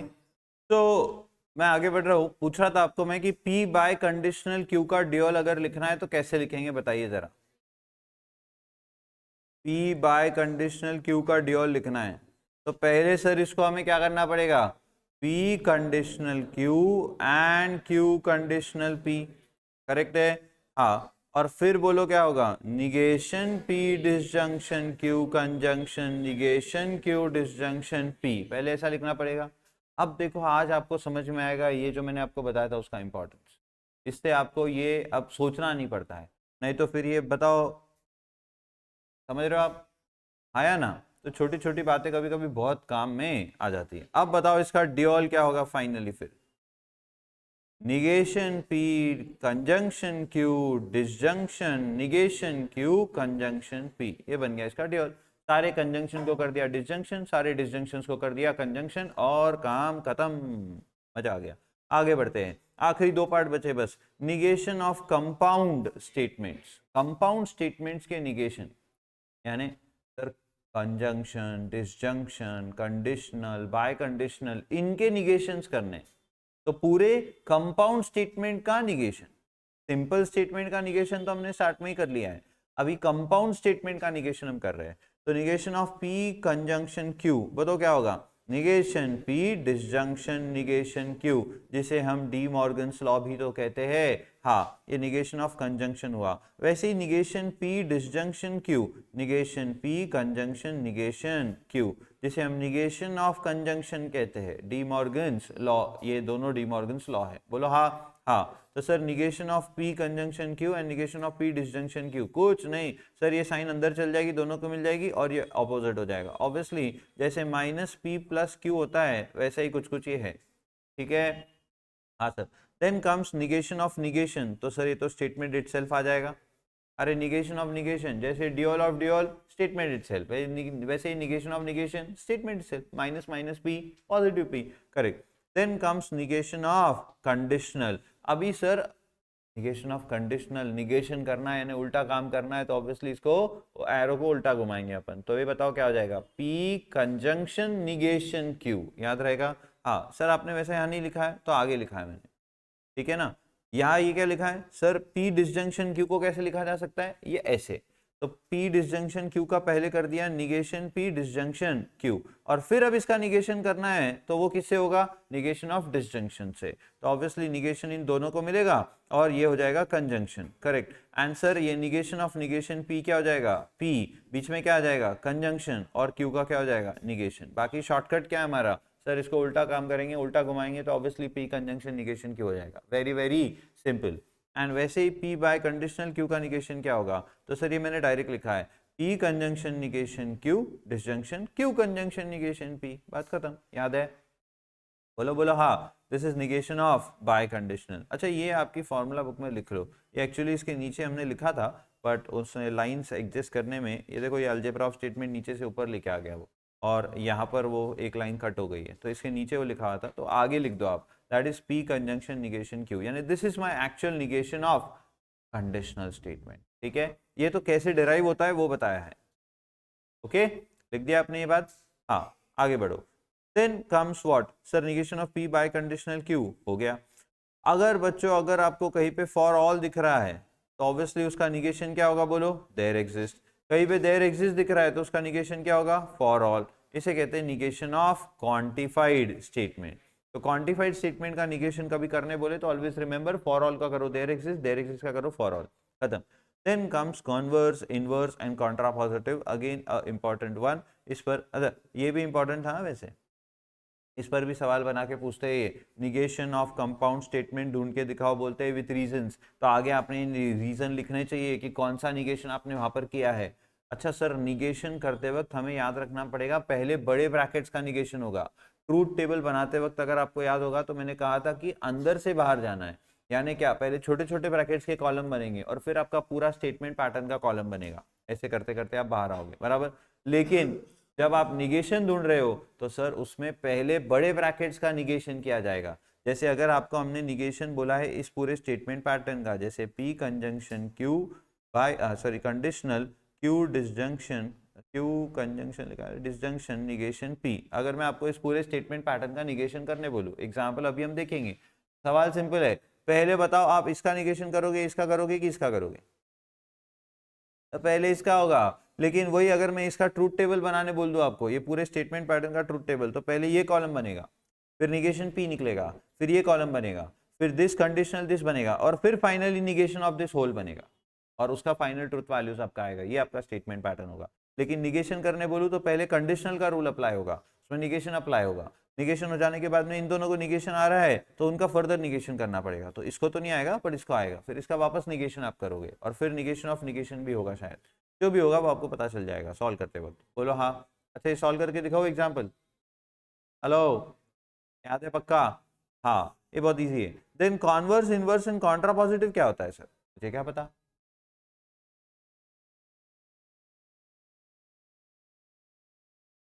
तो बताओ कॉन्वर्स, इनवर्स एंड कॉन्ट्रापॉजिटिव। तो कॉन्वर्स यानी क्या, इनवर्स यानी क्या, और कॉन्ट्रापॉजिटिव यानी क्या? ये तीनों के तीनों किसके लिए एग्जिस्ट करते हैं? सिर्फ और सिर्फ P कंडीशनल Q के लिए। तो ये क्वेश्चन बहुत बार पूछा जाता है। इसमें इंस्टीट्यूट आ गया, इसमें आपके एग्जामिनर को क्या पूछना पसंद है बताओ? सर स्टेटमेंट देंगे वो एक्चुअल वर्ड्स में आपको कि P ये है Q ये है, right the converse, inverse and contrapositive. तो आपको P कंडीशनल Q का कॉन्वर्स, P कंडीशनल Q का inverse and P conditional Q का कॉन्ट्रापॉजिटिव निकालना है। पहले बताओ इसका कॉन्वर्स क्या होगा? Q conditional P।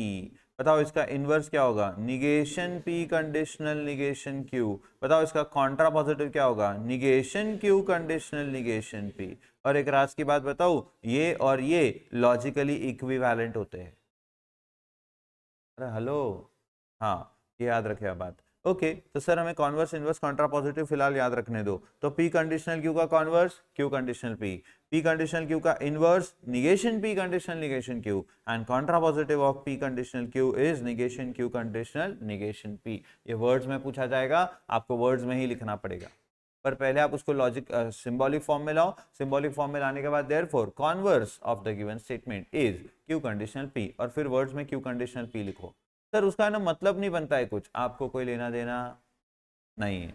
मतलब बनो ना बनो, मैंने कहा है, मतलब बनो ना बनो, आपको सीधा सीधा जो स्टेटमेंट बन रहा है वो लिखना है एज पर द कनेक्टिव्स वहां पर जो बोल रहे हैं करने के लिए, उस हिसाब से।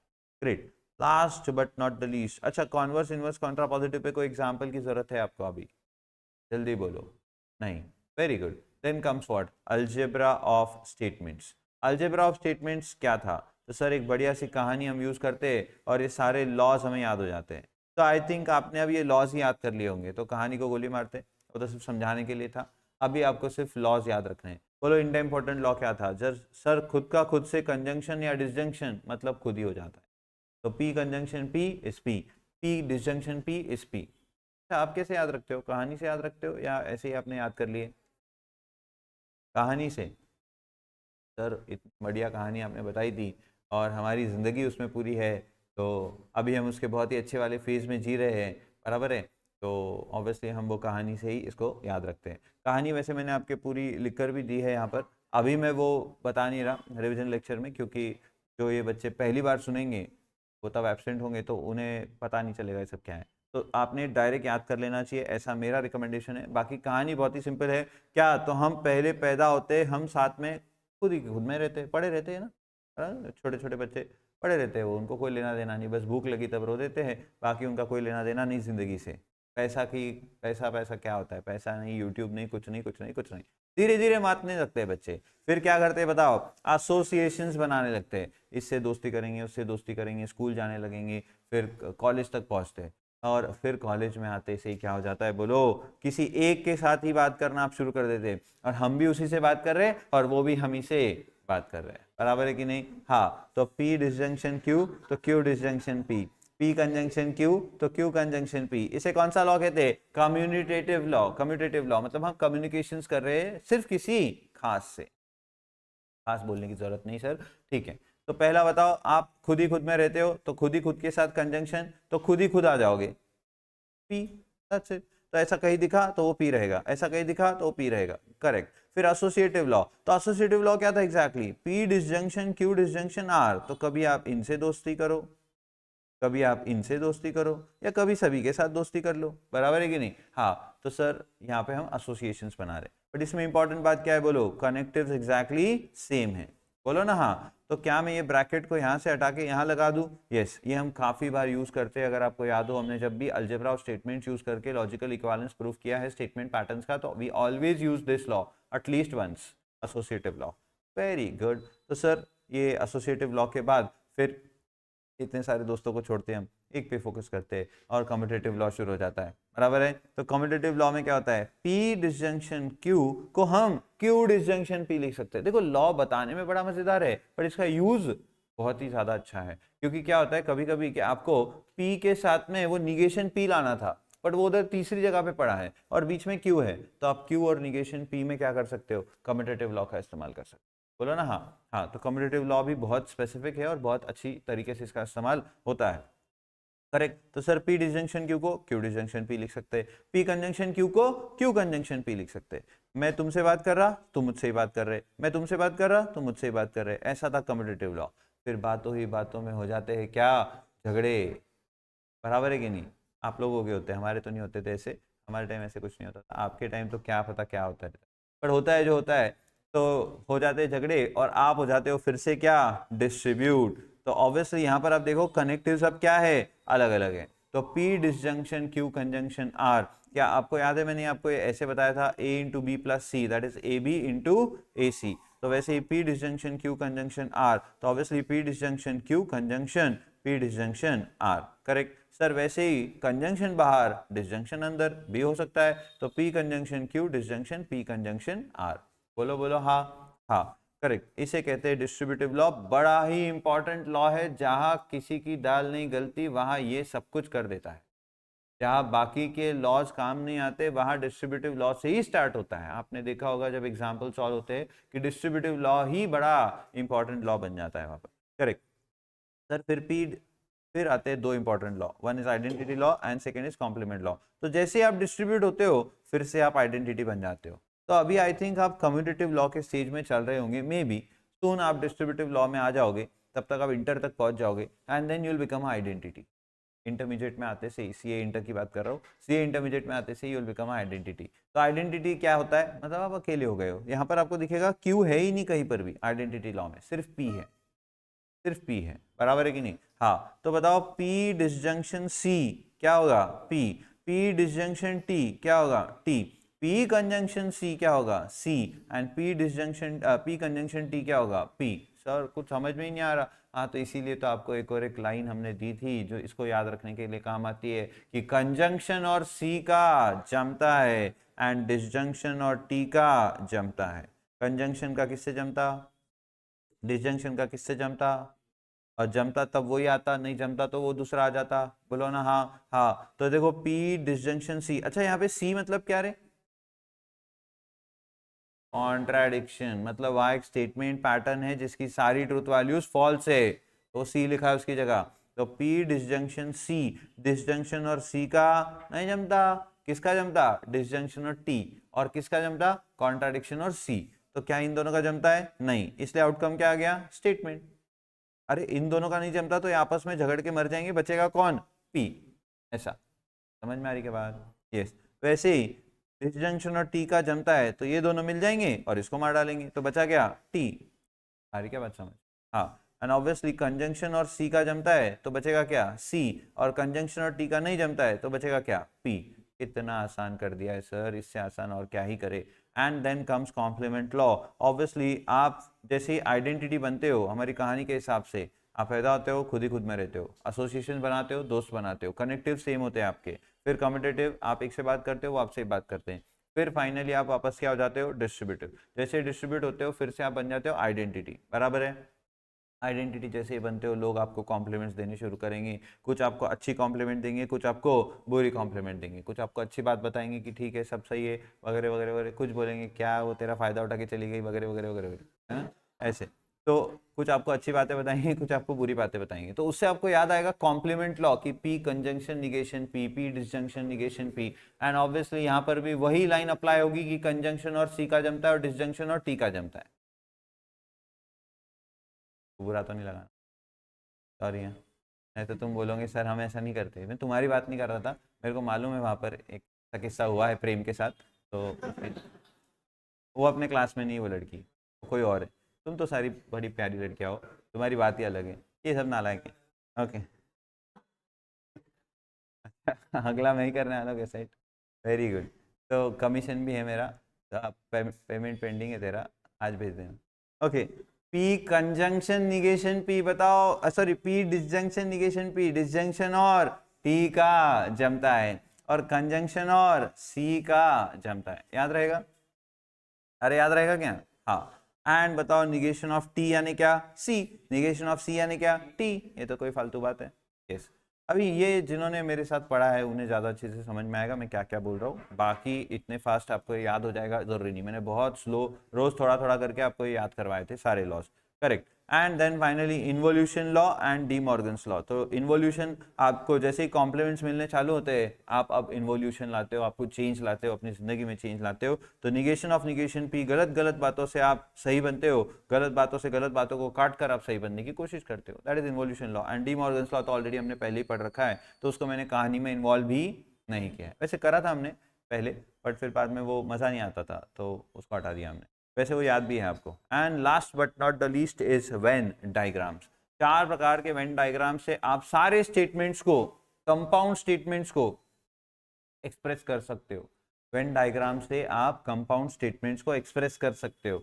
चार प्रकार के Venn diagrams, all X are Y, no X are Y, some X are Y, some X are not Y. All X are Y कैसे होते हैं बताओ, ये दो, समझ आ रहा है क्या आपको, क्या बच्चों ये सारे एक्स है, हाँ, ये सारे वाई है, हाँ, क्या सारे एक्स वाई है, हाँ, क्या यहाँ पर भी सारे एक्स वाई है, हाँ, दोनों में। बट सर इस वाले केस में ऐसा है ना कि सारे वाई भी एक्स है, लेकिन इस वाले केस में ऐसा है कि कुछ वाई ऐसे है जो एक्स नहीं है, वो अपने आप अलग है, बराबर है, यस। जैसे मैं अगर आपसे कहूँ कि ऑल टीचर्स आर लिटरेट, ठीक है, ऑल टीचर्स आर लिटरेट, तो टीचर्स आ जाएंगे कहाँ, इधर, लिटरेट पीपल आ जाएंगे कहाँ, ये बड़ा वाला सर्कल, क्यों, क्योंकि कुछ लोग ऐसे भी तो रहेंगे ना जो लिटरेट है पर टीचर्स नहीं है, हरी बात समझ, यस।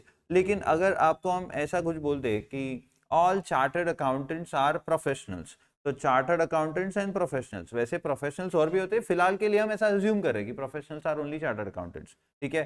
तो बाकी डॉक्टर्स अनप्रोफेशनली काम कर रहे हैं, इंजीनियर्स तो क्या ही प्रोफेशन में काउंट ही नहीं करते उनको, एंड और कौन बचा, कोई है ही नहीं, तो सीए ही पकड़ के चलते हैं। तो सीएस आर प्रोफेशनल्स, तो सारे सीए ही प्रोफेशनल्स है और सारे प्रोफेशनल लोग ही चार्टर्ड अकाउंटेंट्स हैं, बोलो ना हाँ हाँ। तो फिर ऐसा बन जाएगा, मैं सिर्फ एग्जांपल दे रहा हूँ, आप जजमेंटल मत बन जाना। नो एक्स आर वाई, तो नो एक्स आर वाई तो सर जुदा जुदा, दोनों को अलग अलग कर दो, बराबर प्रेम, हाँ। And then some X are Y, तो कुछ एक्स वाई है, तो देखो या तो ऐसे बनेगा या तो ऐसे बनेगा। अच्छा ये वाला तो आपको इजीली समझ में आता है कि कुछ एक्स वाई है, ये एक्स है ये वाई है, तो कुछ एक्स वाई है। ये वाला बताओ इसमें एक्स कौन है और वाई कौन है, बताओ। एक्स अंदर है कि बाहर है? सर एक्स बाहर है और वाई अंदर है, तो कुछ एक्स वाई है। अरे हेलो, और क्या इसी को उल्टा भी बोल सकते हैं कि ऑल वाई आर एक्स? हाँ, ये ऑल वाई और एक्स में भी आ जाएगा, ये आपको याद रखना है, क्योंकि आपको इन्हें दोनों दोनों बना के दिखाने पड़ते हैं अगर कभी क्वेश्चन आ गया, आने के चांसेस है क्वेश्चन, ठीक है। And last but not least, some X are not Y, तो ये some X are not Y है या फिर ये some X are not Y है। बड़े लॉजिकल है ये, क्योंकि चैप्टर का नाम ही है मैथमेटिकल लॉजिक, और यहाँ होता है मेरा चैप्टर नंबर 1 का पूरा कंटेंट खत्म। तो क्या क्या हमने देखा है, starting from what is the statement, कौन कौन स्टेटमेंट नहीं होते, कैसे ओपन सेंटेंसेस को स्टेटमेंट बनाते क्वांटिफायर्स की मदद से, तो क्वांटिफायर्स क्या होते हैं, उन्हें कैसे यूज किया जाता है, कैसे उससे ट्रुथ वैल्यू निकाली जाती है। उसके बाद हमने सीखा ड्यूअलिटी क्या होती है, ट्रुथ टेबल कैसे बनता है, टॉटोलॉजी, कॉन्ट्राडिक्शन और कॉन्टिजेंसी क्या होता है, आपने कॉन्वर्स, इनवर्स एंड कॉन्ट्रापोजिटिव क्या होता है, निगेशन ऑफ कंपाउंड स्टेटमेंट्स कैसे निकाले जाते हैं, एंड अलजेब्रा ऑफ स्टेटमेंट्स का यूज करके कैसे दो स्टेटमेंट पैटर्न्स का लॉजिकल इक्विवेलेंस प्रूव किया जाता है। ये सब कुछ हमने इस चैप्टर में सीखा है। आपको किसी स्पेसिफिक कॉन्सेप्ट के रिलेटेड कोई एग्जाम्पल सॉल्व करने की इच्छा हो तो बता दो। अलजेब्रा ऑफ स्टेटमेंट्स जमता है आपको बराबर? ऑब्वियसली वहाँ पे application of mind is required. जितने ज़्यादा एग्जाम्पल देख के जाओगे उतना आपके लिए अच्छा हो जाएगा। तो एग्जाम्पल ज़्यादा कैसे देखना sir, past year exam papers, text book, exercise, miscellaneous, solve examples, और इसके अलावा कोई कंटेंट आपके पास हो तो उसमें से भी आप एग्जाम्पल देख सकते हैं। कहीं पर भी आपको ऐसा कोई एग्जाम्पल मिले कि सर इसमें हमारी सोच बराबर से नहीं लग रही, तो बिल्कुल बताओ, अभी हम उसको सॉल्व करके आपको दिखा देंगे, थोड़ा सा आपकी सोच भी बना देंगे कि कैसे आपने सोचना चाहिए जब भी आपको अलजेब्रा ऑफ स्टेटमेंट यूज करना है। जनरली जहां पर दिक्कत सबसे ज्यादा आती है तो वहां पर डिस्ट्रीब्यूटिव लॉ ही अप्लाई होता है जनरली। पता नहीं, आपको वहां देखना पड़ेगा कि कौन सा लॉ आपको दिख रहा है। सिर्फ लॉ कौन सा दिख रहा है यही नहीं देखना होता है, ये भी देखना होता है कि प्रूफ क्या करना है, जो प्रूफ करना है उसके हिसाब से लॉ आपको अप्लाई करना है। बात समझ में आ रही है? हाँ, करेक्ट। तो मेरे हिसाब से मैथमेटिकल लॉजिक पर मैंने जितना कुछ बोलना था सब कुछ बोल दिया, और मैं जो ये आपको बता रहा हूँ फॉर्मूला बुक बड़ी कारगर है, बड़ी काम की चीज़ है, इसमें A to Z सब कुछ लिखा हुआ है, और सिर्फ आप देखो तो हार्डली 3 पेजेस में पूरी की पूरी आपकी मैथमेटिकल लॉजिक कवर हो गई, वो भी इतने इतने से बहुत इजीली रिवाइज किया जा सकता है, और लगभग सारी बातें कवर्ड है। तो आप जब भी अब आप जब भी पढ़ाई करो तो इसको साथ में रखो, और इसमें आपके आपके जो नोट्स है इसमें लिखो कहीं पर भी, स्टिकी नोट्स लगा के वगैरह वगैरह वगैरह वगैरह। इससे फायदा ये होगा कि फिर यही बुक आपको कैरी करनी है रिवीजन के लिए एग्जाम के पहले दिन। और अब आप अगर आप फाइनल रिवीजन कर रहे हो, क्योंकि अभी आपके पास 1 महीना है लगभग एग्जाम के लिए, कम कम है उससे थोड़ा पर है, तो आप अपने क्या करना चाहिए कि हर एक पेपर के लिए वन डे रिविजन आपने नोट्स बनाने चाहिए। अब वो कैसे, तो सर ये यूज करना है मुझे, और इसके साथ मुझे कौन से एग्जाम्पल देख लेने, तो आप इसमें कहीं पे स्टिकी नोट लगा दो या कहीं पे कुछ लगा दो। जैसे मैं अगला जो इसका एडिशन ला रहा हूँ तो उसमें मैंने क्या किया है, कुछ ब्लैंक पेजेस भी इसमें छोड़े जहाँ पे इंपॉर्टेंट एग्जाम्पल के बच्चे नंबर लिख के रख सकते हैं, ठीक है। और मैं ऐसा भी इसमें कर रहा हूँ कि अभी हर एक कॉन्सेप्ट के आगे क्यूआर कोड आ जाएगा। वो क्यूआर कोड ऐसा रहेगा कि मैं हर एक कॉन्सेप्ट के लिए एक छोटा छोटा कॉन्सेप्ट रिकॉर्ड कर रहा हूँ, और वो क्यूआर को स्कैन करोगे तो सीधा आपको उस कॉन्सेप्ट का वीडियो आ जाएगा, जिसमें मैं ये सब जो अभी आपको बोल रहा हूँ वही सब वहाँ पर भी सुनाई देगा। तो ऐसा हम नया एडिशन जो इसका ला रहे हैं वो ऐसा ला रहे हैं। तो आप वो क्यूआर स्कैन करो, सीधा वीडियो आएगा, वीडियो पे क्लिक करो, आपको वो कॉन्सेप्ट से रिलेटेड जो कुछ भी सिखाया गया था वो सब बोला जाएगा, तो फिर से सुन लो अगर आपको सुनना है तो, और पढ़ना है तो यहाँ से पढ़ लो, यानी एक ही बुक पूरी जिंदगी आसान कर देगी। ऐसा अगला एडिशन आएगा, आपको नहीं मिलेगा वो, आप तो आप पास हो जाओगे ना पास, बोलो ना हाँ। हाँ, ओके। तो मेरा आपसे अब सिंपल सवाल है, क्या मैंने सारी बातें कर ली? आपको कोई दिक्कत है इसमें? हो तो बोलो। कुछ एग्जाम्पल्स करने चाहते हैं बच्चे, बताओ कौन सा? मिसलेनियस एमसीक्यू का 9th, 1 मिनट, ये वाला 9th, ट्रू और फॉल्स नहीं, यही 9th बोल रहा है। तो which of the following is always true, बराबर। तो P conditional Q is negation Q conditional negation P। अच्छा, negation P disjunction Q is negation P disjunction negation Q, ये तो एलिमिनेट हो गया, ये तो ऑब्वियसली कॉन्ट्रापोजिटिव लॉ है, बराबर। Negation P conditional Q is P conditional negation Q, okay, तो ये negation of P conditional Q है, ये भी सही है, correct. And last negation of P disjunction Q is negation P conjunction negation Q, negation P disjunction Q is negation P conjunction negation Q, क्या ये D Morgan's law है? Yes, तो ये भी डी मॉर्गन्स लॉ में बैठ रहा, ये आपका निगेशन ऑफ कंडीशनल स्टेटमेंट में बैठ रहा, और ये आपका कॉन्ट्रापोजिटिव लॉ में बैठ रहा। तो मुझे लगता है इनको शायद पूछना होगा ऑलवेज फॉल्स, ठीक है ना, या नॉट ट्रू पूछना होगा, और फिर वो ऑड मैन आउट ये आंसर उनको चाहिए होगा, बट उन्होंने क्वेश्चन उल्टा पूछ लिया होगा, ऑलवेज ट्रू डाल दिया होगा, नॉट लिखना भूल गए होंगे, ऐसा मुझे लग रहा, ऐसा मुझे लग रहा। बट अगर कुछ लॉजिक हम ढूंढने की कोशिश करें, कोई कुछ लॉजिक अगर हम ढूंढने की कोशिश करें, तो एक एक लॉजिक तो ऐसा ही बनता है, ये देखो ये तो गलती है, ठीक है, these both are what laws, this is contrapositive law, correct है, this is contrapositive law, and this is obviously De Morgan's law. ये जो है this is what negation of a statement, correct है। तो negation of P conditional Q हमेशा इसको equal तो रहेगा, ये भी दोनों इक्वल रहेंगे, लेकिन these are laws and this is what we can say is always true, ऐसा एक फालतू लॉजिक है, बट ऐसा लॉजिक इसमें लगा सकते। बाकी मुझे लगता है क्वेश्चन गलत है, ऑलवेज नॉट ट्रू पूछना होगा और उसमें बी आंसर फिर सिंपली बन जाएगा, ठीक है। अभी इन्होंने सी दिया है तो वो ये पॉइंट ऑफ व्यू से ही दिया होगा, बस ये एक मेरे हिसाब से, और तो कुछ मुझे इसमें लगता नहीं खास होगा। और कोई सवाल? बोलो जल्दी। अच्छा, अब आपको, जैसे मैंने अभी आपको इस चैप्टर का सारा थ्योरी बता दिया, सारी कॉन्सेप्ट डिस्कस कर ली, तो ऐसे ही ठीक है, या आपको चाहिए कि नहीं एग्जाम्पल भी सॉल्व करवा दो सर? अब इंपॉर्टेंट एग्जाम्पल मैंने आपको एक बताया जो कि क्वांटिफायर से रिलेटेड है, दूसरा एग्जाम्पल मैंने आपको बताया निगेशन ऑफ कंपाउंड स्टेटमेंट्स पूछे जाते हैं जो कि वर्ड प्रॉब्लम आ सकता है, तीसरा मैंने आपको बताया कि अलजेब्रा ऑफ स्टेटमेंट्स में प्रूफ करो, वो तो पक्का आएगा, अलजेब्रा ऑफ स्टेटमेंट से प्रूफ करो वो तो पक्का आएगा, और ट्रूथ टेबल के चांसेस अलजेब्रा ऑफ स्टेटमेंट के मुकाबले 75% है आने के, तो ट्रूथ टेबल आया तो अलजेब्रा ऑफ स्टेटमेंट नहीं आएगा, अलजेब्रा ऑफ स्टेटमेंट आया तो ट्रूथ टेबल नहीं आएगा। एक ही बार ऐसा हुआ था, दोनों पूछ लिए थे, दोनों पूछ लिए थे उन्होंने, ट्रूथ टेबल भी बनाओ बोले, और फिर एक और एक क्वेश्चन पूछा था बाद में, उसमें उन्होंने अलजेब्रा ऑफ स्टेटमेंट से प्रूफ करो भी बोला था, तो आपको जो अच्छा लगे, ठीक है।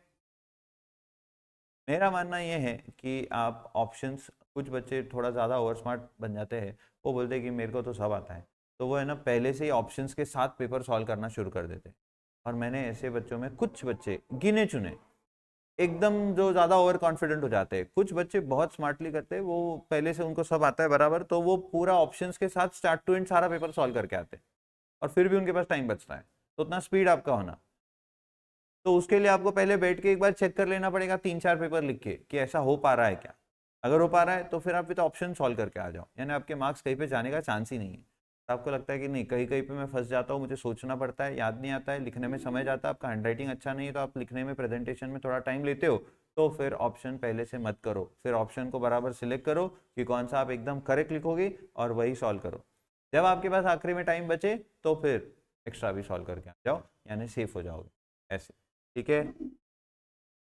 तो मैथमेटिकल लॉजिक क्या, इसको कंक्लूड करें जी और आगे बढ़े, तो इसी बेसिस पर आ जाते हैं फिर चैप्टर नंबर 2 पर, दैट इज व्हाट, मैट्राइसिस। अच्छा, ये एक्टिविटीज देख लेते, चलो एक और एक आपकी शंका थी कि सर एक्टिविटीज के बारे में जरा बात कर लेना, ये लो ये एक्टिविटी कर लेते हैं, खाली पड़ी इधर, आप ही मुझे बता दो, एक्टिविटीज करवा देते हैं। तो complete the truth table negation P disjunction negation Q is equal to negation P conjunction Q. चलो यहाँ तो ट्रूथ टेबल बना हुआ है ऑलरेडी, एक्टिविटी में भी बना हुआ रहेगा अगर आपको ऐसा एक्टिविटी आता है, पर स्टिल मुझे आप इसमें थोड़ा सा कनेक्टिव्स काउंट कराओ, स्टेटमेंट्स काउंट कराओ, number of rose and columns decide कराओ, और कॉलम्स भी कौन से बनेंगे वो भी डिसाइड कर लेते हैं। तो सर पहले स्टेटमेंट्स तो कितने हैं, 2, स्टेटमेंट्स तो कितने हैं 2, कनेक्टिव्स कितने हैं 1 2 3 4 5, 5 कनेक्टिव्स है, 2 स्टेटमेंट्स है, बोलो नंबर ऑफ रोज कितने 4, नंबर ऑफ कॉलम्स कितने, 7 कॉलम्स बताओ, P Q, अब बोलते जाओ, negation P negation Q, then लगेगा P डिसजंक्शन निगेशन Q, यानी ये बन गया, बोलो ना हाँ हाँ, और फिर लगेगा इसका निगेशन, तो P negation of P disjunction negation Q बराबर, हाँ फिर लगेगा निगेशन P कंजंक्शन Q, ये आ जाएगा, और बस ये दोनों की ट्रुथ वैल्यूज आनी चाहिए सेम, 1 2 3 4 5 6 7 आ गए 7 कॉलम्स, कैसा लगा, याद आया, हाँ अब ये ट्रूथ टेबल पूरा करो, true true false false true false true false, negation P false false true true, negation Q false true false true, P disjunction negation Q, disjunction का गोल्डन रूल बताओ, if both are false then only false otherwise true, क्या यहाँ पे false आएगा, बाकी सब true हो जाएगा, बोलो हाँ हाँ, फिर क्या चाहिए सर, इसका निगेशन चाहिए, तो बोलो फॉल्स फॉल्स ट्रू फॉल्स, अब बताओ निगेशन P कंजंक्शन Q, ये दोनों का कंजंक्शन, कंजंक्शन का गोल्डन रूल बोलो, if both are true then only true otherwise false, तो कैसे यहाँ पे ट्रू दिख रहा है, हाँ अरे इनका ही गलत है, ठीक है ना, तो इनका ही गलत है, यहाँ ट्रू होना चाहिए था, ये फॉल्स, तब ये सही होगा। अभी ऐसा आपके साथ अगर एग्जाम में हो गया, माफ करो, आप अनलकी हो फिर, ठीक है, पर ये क्वेश्चन ही गलत था, यहाँ पे ट्रू होना चाहिए तभी इक्विवेलेंट होगा, क्लियर। और देखो ना निगेशन P कंजंक्शन Q तो आपको आता है, तो if both are true then only true otherwise false, तो यहाँ इन्होंने फॉल्स लिख के रख दिया है, तो that is wrong obviously, yes, and these both are equal, justification भी मांगा है उन्होंने,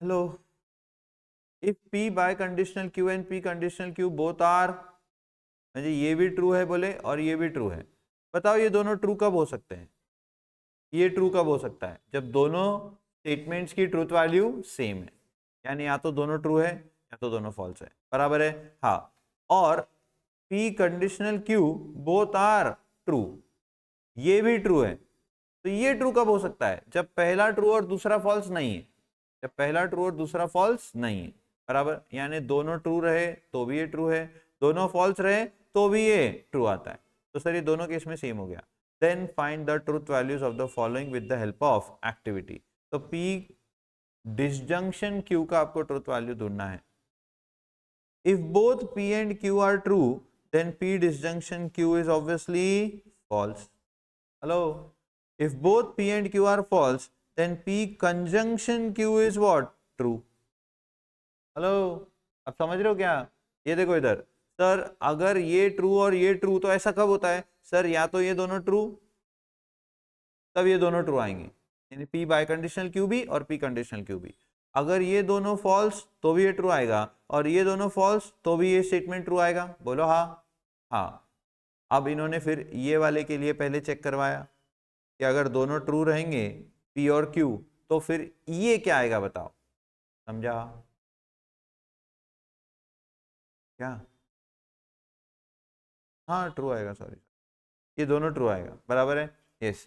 अब इसके बाद बताओ सेकेंड, P कंजंक्शन Q, उसके लिए उन्होंने सिर्फ A और B बोला है, अच्छा A और B मतलब यही A और B बोला है क्या, वापस लिखा है क्या, सिर्फ P कंजंक्शन Q लिखा है, P bi condition and P conditional Q are true if P and Q has truth values, यहाँ पर भी लिख देंगे TT और FF, बराबर है, ये पहले उन्होंने इसका रीजन मांगा था, जो मैंने ऊपर लिखा है ना वो यहाँ पर मांगा था कि P biconditional Q and P conditional Q दोनों ट्रू कब रहेंगे, जब P एंड Q की ट्रूथ वैल्यूज क्या रहेगी, सेम, ठीक है, आइदर दोनों ट्रू रहेंगे या दोनों फॉल्स रहेंगे, तभी वो ऊपर की पॉसिबिलिटी सही है, और फिर ये फर्स्ट तो हमने लिख दिया, सेकेंड में इन्होंने बस P कंजंक्शन Q का ट्रूथ वैल्यू मांगा है और A और B लिख दिया है, आगे डैश लिखा है, तो मेरे हिसाब से यही सिचुएशन में चेक करना होगा, बोलो ना हाँ, बट एक और एक बात समझ में नहीं आ रही, इधर इन्होंने P डिसजंक्शन Q में ये P कंजंक्शन Q क्यों लेके आ गए, इनके तो एक्टिविटी के फॉर्मेट ही नहीं समझ में आते,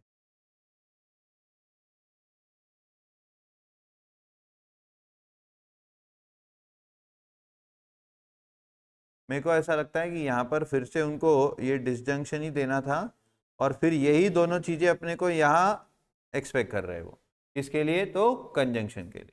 समझे मेरी बात?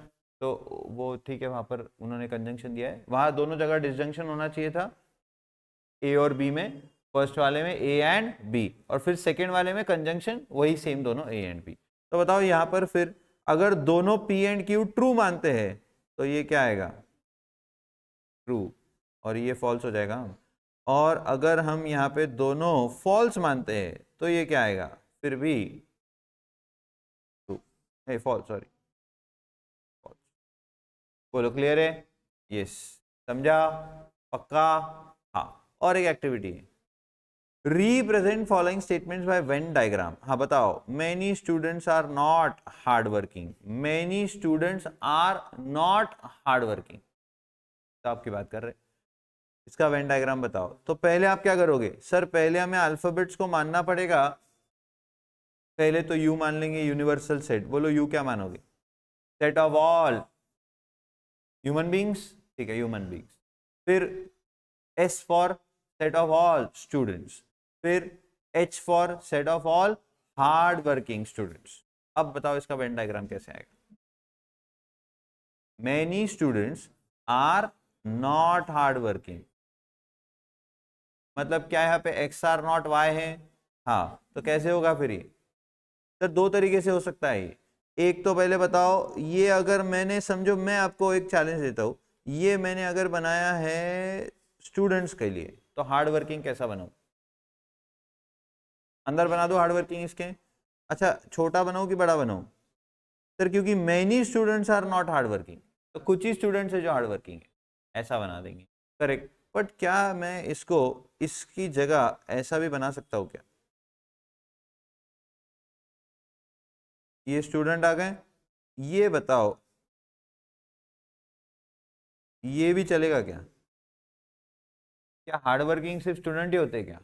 टीचर्स नहीं हो सकते क्या? सर टीचर्स तो स्टूडेंट से बहुत ज़्यादा हार्ड वर्किंग होते हैं, तो इसलिए हार्ड वर्किंग मैंने बाहर निकाल दिया। और ये कुछ स्टूडेंट्स जो है वो क्या है? बोलो हार्ड वर्किंग। पर मैनी स्टूडेंट्स है जो हार्ड वर्किंग नहीं, तो ये भी बन सकता है। समझ गए? यस, करेक्ट है। तो ये दोनों चल जाएंगे इसकी जगह। और कौन थे बोले? Some students are not hard working, sorry are hard working. Some students are hard working यानी सम एक्स आर वाई। बताओ सम एक्स आर वाई कैसे बनेगा? सर ये भी दो तरीके से बन सकता है। समझो ये मैंने आपके लिए बना देना है, मैंने ये स्टूडेंट बोलना है तो आपने हार्ड वर्किंग बताना है। Some students are hard working, मुझे सम आर नॉट, तो ऑब्वियसली वापस ये हार्ड वर्किंग बन सकता है। बोलो ना हाँ। तो सर ये कौन से स्टूडेंट आ जाए, और हाईलाइट करना है इसमें, इसे वैसा बना के मत छोड़ देना, हाईलाइट करना है। तो ये हाईलाइट करोगे तो दिखा रहे हो कि कुछ स्टूडेंट्स क्या है? हार्ड वर्किंग है। और एस क्या है, एच क्या है, यू क्या है, सब ऊपर लिखा है हमने। पर क्या ये और ऐसे भी बन सकता है? इसके लिए बना रहा हूँ। ये यूनिवर्सल हो गया, ये हो गया आपके सम स्टूडेंट्स, और ये हो गए हार्ड वर्किंग स्टूडेंट। तो some students are hard working, बोलो हाँ, ये भी चलेगा। सर ये तो लगभग सेम ही हो गया। और बोलो कौन सा? Sunday implies holiday. ओ वाह, संडे इम्प्लाइज हॉलीडे, बताओ इसका वेन डायग्राम। यूनिवर्सल। क्या हॉलीडे सिर्फ संडे को ही होता है क्या? नहीं। पर क्या हर संडे हॉलीडे होता है क्या? हाँ, ये संडे, ये हॉलीडे, ऐसा लगा? हाँ। अच्छा, क्या ऐसा भी बन सकता है? बन तो सकता है सर, अगर बाकी सारी छुट्टियां बंद कर दे तो। ठीक है संक्रांत वंक्रांत छुट्टी वुट्टी सब बंद कर दे तो Sunday is equal to holiday, ऐसा भी बन सकता है। बराबर है।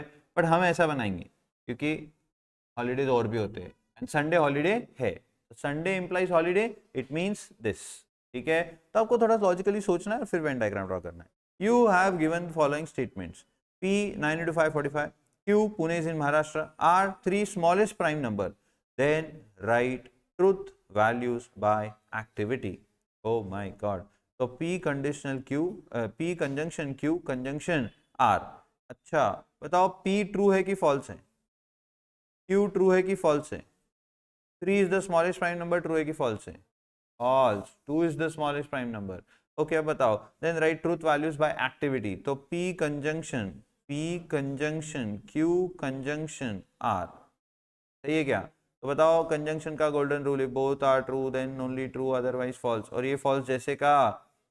अब बताओ इन दोनों के बीच में कंजंक्शन करना है तो ये क्या हो जाएगा? False. Negation P conjunction R, this is T, this is F, this is F, तो दिस इज टी, बोलो हाँ। हाँ, P conditional Q, this is T, this is T, तो this is T. P conditional R, this is T, यहाँ by conditional लिखते हैं, condition मारना चाहिए इनको जाके घर पे, चलने का क्या। आप इनका पता ढूंढ के आओ, मैं भी आता हूँ, मैं लेके आता हूँ सब तलवार वलवार, चाकू छुरी, हॉकी स्टिक। यहाँ तक हो गया, और कोई दिक्कत? And that's it about mathematical logic. तो here comes what my favourite, matrices. आइए इसको भी हम रिवाइज कर रहे हैं अभी इसी वक्त। हाँ, बैठो। मैट्रिसेस बताओ, मैट्रिसेस में आपको कहाँ ज्यादा दिक्कत आती है? सिर्फ इनवर्स ढूंढने में दिक्कत आती है, ट्रांसफॉर्मेशन। फालतू बात कर रहे हो एकदम, सच में फालतू, सब प्लस माइनस करना है सिर्फ। आपको दिक्कत क्या आती है? कौन सा ट्रांसफॉर्मेशन यूज करना है वहां दिक्कत आती है, कि ट्रांसफॉर्मेशन को अप्लाई करने में दिक्कत आती है? सर ये दोनों का मतलब क्या होता है? ये आप हमें गालियां क्यों दे रहे हो? मैं पूछ रहा हूं, एलिमेंट्री ट्रांसफॉर्मेशन कौन सा यूज करना, इसमें दिक्कत आती है, कि एलिमेंट्री ट्रांसफॉर्मेशन यूज कौन सा करना ये तो समझ जाता है, पर उसको अप्लाई करते वक्त वो प्लस माइनस करने में दिक्कत आती है। सर आप हमें गालियों पे गालियां दिए जा रहे हो, हमें दोनों भी नहीं समझ में आ रहा, ऐसा है क्या तुम्हारा? नहीं, अप्लाई करने में दिक्कत आती है, तो कैसे? नहीं, अभी मैं आपको सॉल्व करके दिखाऊंगा, अभी मैं आपको सॉल्व करके दिखाऊंगा। मैट्रिसेस बोलो स्टार्ट कहाँ से होता है? Sir arrangement of some numbers, arrangement of some numbers in rows and columns is a matrix, correct है? हाँ, order of a matrix, row into column, number of rows into number of columns is the order of matrix, m by n. What is m? Number of rows. What is n? Number of columns. Generally elements को small letter से denote किया जाता है, generally matrices को capital letter से denote किया जाता है, ये बात याद रखें। पूरे मैट्रिक्स को आप कैपिटल लेटर से डिनोट करते हो और उसके जो एलिमेंट्स हैं उनको आप स्मॉल लेटर से डिनोट करते हो। Great sir, addition of two matrices, subtraction of two matrices, ये दोनों किए जा सकते हैं क्या? हाँ, आप एडिशन करने के लिए कंडीशन बहुत जरूरी है, क्या? Order of the matrix should be same. Subtraction करने के लिए कंडीशन क्या जरूरी है? Order of the matrix should be same. Sir addition करते कैसे? करस्पॉन्डिंग एलिमेंट्स ऐड करके उसी ऑर्डर का नया मैट्रिक्स बन जाएगा। सर सब्ट्रैक्शन दो मैट्रिसेस का कैसे करते हैं? सर उन करस्पॉन्डिंग एलिमेंट्स को माइनस करके नया मैट्रिक्स सेम ऑर्डर का बन जाएगा। तो ऑर्डर सेम होना जरूरी है और नया मैट्रिक्स भी उसी ऑर्डर का बनेगा। छोटी छोटी बातें भी आपको याद रखनी, क्योंकि इस पे से है ना वो आपको एमसीक्यूज बना के पूछ लेंगे स्मार्ट, और वहां फंस जाओगे आप एक हाथ दो मार्क के लिए। तो वो जिसने टैकल किया वही 100 में 100 मिला सकता है। हमारे बैच में एक ही बच्ची ने अभी तक 100 में 100 मिला। 99 वाले तो बहुत बच्चे, 99, 98, 97 वाले तो अनगिनत हैं। वो तो कोई मतलब हमको कोई एक्साइटमेंट नहीं आती है उससे, हमें वो आदत हो चुकी है। बट हमें चाहिए 100 में 100। 100 आउट ऑफ 100 वही निकालता है जो हर एक कॉन्सेप्ट को प्रॉपरली समझाए और एकदम प्रॉपरली अप्लाई करता है, पूरा कामली एंड कूलली क्वेश्चन पेपर को अटेंड करता है, वो सारे क्वेश्चन एकदम प्रॉपर सॉल्व करता है, ही नहीं करता है। आपको भी ऐसे करना है, तो हर छोटी बात आपको पता होना। ओके, तो सर ऑर्डर हमें समझ में आ गया, एडिशन सब्ट्रैक्शन समझ में आ गया, और हमें समझ में आ गया क्या, कि कैसे एक मैट्रिक्स को बुलाया जाता है और कैसे एक मैट्रिक्स को ऑब्वियसली हम उसके एलिमेंट्स को बुलाते हैं।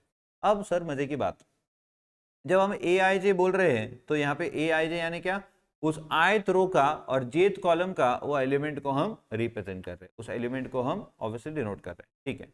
अब सर अलग अलग प्रकार के मैट्रिसेस होते हैं, स्टार्टिंग फ्रॉम, बोलो ना, starting from row matrix, then column matrix, then zero matrix, then null matrix. Row matrix single row होती है उसमें, कॉलम मैट्रिक्स सिंगल कॉलम होता है उसमें, ऐसा। रो मैट्रिक्स ऐसा, बराबर है? हाँ, जीरो मैट्रिक्स कैसा भी ऑर्डर हो सारे एलिमेंट्स जीरो होते हैं। नल मैट्रिक्स वही जीरो मैट्रिक्स ही नल मैट्रिक्स होता है। फिर आता है मैट्रिक्सों का दादाजी, पापा नहीं दादाजी, स्क्वायर मैट्रिक्स। इसके बहुत सारे बच्चे, बराबर है कि नहीं? हाँ, बच्चों के भी बच्चे हो गए इसके। तो स्क्वायर मैट्रिक्स इसमें number of rows is equal to number of columns. Elements कुछ भी हो, एलिमेंट से फर्क नहीं पड़ता, elements positive, negative, square root, complex, imaginary, कोई भी टाइप का नंबर हो सकता है, रियल, रैशनल, इरेशनल, जो नंबर आपको अच्छा लगता है वो नंबर आ सकता है एलिमेंट की जगह पे। बट ऑर्डर सर जितने रोज उतने ही कॉलम्स, तब वो बन जाता है क्या, एक स्क्वायर मैट्रिक्स। स्क्वायर मैट्रिक्स का पहला बच्चा बोलो कौन था, डायगोनल मैट्रिक्स। डायगोनल मैट्रिक्स में क्या होते हैं सर, सारे नॉन डायगोनल एलिमेंट्स क्या हो जाते हैं, जीरो। तो सिर्फ डायगोनल एलिमेंट्स होते हैं तो उसे कहते हैं डायगोनल मैट्रिक्स, बाकी सारे नॉन डायगोनल एलिमेंट्स जीरो। आपको इमेजिन हो रहा है ना मैं क्या बोल रहा हूँ। हाँ सर, डायगोनल एलिमेंट्स के बाद कौन बच्चा हुआ, स्केलर मैट्रिक्स। इसमें डायगोनली मैट्रिक्स होता है ये, बट इसके सारे डायगोनल एलिमेंट्स इक्वल होते हैं और नॉन डायगोनल एलिमेंट्स जीरो, तभी तो वो डायगोनल है, बराबर। तो एक ऐसा स्क्वायर डायगोनल मैट्रिक्स जिसके सारे डायगोनल एलिमेंट्स इक्वल है तो वो बन गया स्केलर। और जब वो सारे एलिमेंट्स वन बन जाते हैं तो वो बन जाता है आइडेंटिटी मैट्रिक्स, जो हमारे लिए बड़ा इंपॉर्टेंट है। आइडेंटिटी मैट्रिक्स को I2 I3 ऐसा लिखा जाता है। तो I2 यानी क्या, 2x2 ऑर्डर का आइडेंटिटी मैट्रिक्स। I3 यानी क्या, 3x3 ऑर्डर का identity matrix. Sir identity matrix कैसे लिखते हैं, तो सर ऑब्वियसली उसके डायगोनल एलिमेंट्स 1 1 1 और बाकी सारे नॉन डायगोनल एलिमेंट्स 0 0 0 0 0। और कौन कौन है सर, तो स्क्वायर मैट्रिक्स का ही और एक बच्चा है सिमेट्रिक मैट्रिक्स। अच्छा इसकी बात बाद में करते हैं, पहले बताओ सिंगुलर मैट्रिक्स यानी क्या। सर तो एक स्क्वायर मैट्रिक्स का डिटर्मिनेंट निकलता है। डिटर्मिनेंट कैसे निकालते हैं, 11th स्टैंडर्ड में सिखाया गया है। 2x2 ऑर्डर या 3x3 ऑर्डर, मैक्सिमम इतना ही डिटर्मिनेंट आपने निकालना सीखा है। अगर वो आपको नहीं आता ऑप्शन डाल दो चैप्टर को। तो डिटर्मिनेंट ऑफ मैट्रिक्स, अगर डिटर्मिनेंट आ गया जीरो तो उसे हम कहते हैं सिंगुलर मैट्रिक्स, और अगर डिटर्मिनेंट नहीं आ रहा जीरो तो उसे हम कहते हैं नॉन सिंगुलर मैट्रिक्स। क्या ये सिंगुलर और नॉन सिंगुलर मैट्रिक्स होने के लिए पहले स्क्वायर मैट्रिक्स होना जरूरी है? हाँ, क्योंकि डिटर्मिनेंट निकाले बिना सिंगुलर नॉन सिंगुलर बता नहीं सकते, और डिटर्मिनेंट निकालने के लिए स्क्वायर मैट्रिक्स होना जरूरी है। बाकी कोई मैट्रिक्स का अलग ऑर्डर का यानी 2x3 3x2 ऐसे ऑर्डर्स के मैट्रिक्स के डिटर्मिनेंट निकलते नहीं है, करेक्ट। उसके बाद आते हैं अपर ट्रायंगुलर, लोअर ट्रायंगुलर या ट्रायंगुलर मैट्रिक्स। सर ये मैट्रिक्स कैसे होते हैं, तो ये भी स्क्वायर ही होने चाहिए, बट इसके डायगोनल के नीचे के तीनों एलिमेंट्स या डायगोनल के ऊपर के तीनों एलिमेंट्स या ऊपर के नीचे के दोनों एलिमेंट्स सारे क्या होने चाहिए, जीरो। तब हम इसे कहते हैं ट्रायंगुलर मैट्रिक्स। लोअर ट्रायंगुलर मतलब ऊपर के जीरो, अपर ट्रायंगुलर यानी नीचे के जीरो, करेक्ट है। एंड फिर आते हैं और दो type, symmetric matrix and skew symmetric matrix. Sir symmetric matrix की बात करें तो ऑब्वियसली सिमेट्रिक मैट्रिक्स ऐसे मैट्रिक्स होते हैं जिसमें all A I J is equal to all a J I for all I and j. A I J is equal to A J I for all I and j. Sir कुछ समझ नहीं आया, तो A11 is equal to A11, तो ये तो रहता ही है ना सर। हाँ तो इसकी बात थोड़ी कर रहा हूँ फिर मैं। सर आप बोल रहे हो सारे आई और जे के लिए इक्वल होता है, हाँ, यानी A12 will be equal to A21, A13 will be equal to A31, A23 will be equal to A32 and A11 A22 and A33 तो खुद को इक्वल रहेंगे। तो for all I and j a I J is equal to A J i, then we say that is what a symmetric matrix is. समझ में आ रही बात? हाँ सर, सिमेट्रिक मैट्रिक्स में ऑब्वियसली ए ट्रांसपोज हमेशा ए को ही इक्वल रहेगा। सिमेट्रिक मैट्रिक्स में A transpose will be always equal to A, याद रखें। ए एमसीक्यू के लिए बहुत इंपॉर्टेंट बात मैंने बोली। सर स्क्यू सिमेट्रिक मैट्रिक्स क्या होता है? स्क्यू सिमेट्रिक मैट्रिक्स में A I J is always equal to minus A J I, that is यहाँ पे A transpose is equal to minus A, minus A आना चाहिए। A transpose is equal to what, minus A. तो A transpose जब minus ए को equal है तब हम उसे कहते हैं स्क्यू सिमेट्रिक, और जब ए ट्रांसपोज ए को इक्वल है तब हम उसे कहते हैं सिमेट्रिक। आपको सैंपल मैट्रिक्स बताऊं क्या? एग्जाम्पल दे रहा हूँ, आप बताना कौन सा मैट्रिक्स है, ठीक है ना। हाँ, 1 -2 3 then 2 5 then 6 then we have -3 -6 and 4। बोलो ये कौन सा मैट्रिक्स है? Skew symmetric. बाहर जाओ, बड़ा पत्थर लाओ अपने सर पे मार लो। क्या इसके लिए डायगोनल एलिमेंट जीरो होना जरूरी है? हाँ, बिकॉज तभी तो सारे आई और जे के लिए A I J will be equal to minus A J I. I was expecting this कि आप स्क्यू सिमेट्रिक बोलोगे, और आपने बोला। तो अभी अभी मत जाओ, अरे बैठो बैठो, अभी मत जाओ, क्लास छूटने के बाद जाना और फिर सर अपने माथे पे पत्थर डाल देना, ठीक है। अभी ये बताओ, अब ये बताओ, ध्यान से अभी। ओहो, -3 लिख रहे हो सर, अच्छा। बताओ अब ये सिमेट्रिक है कि स्क्यू सिमेट्रिक है? सिमेट्रिक है।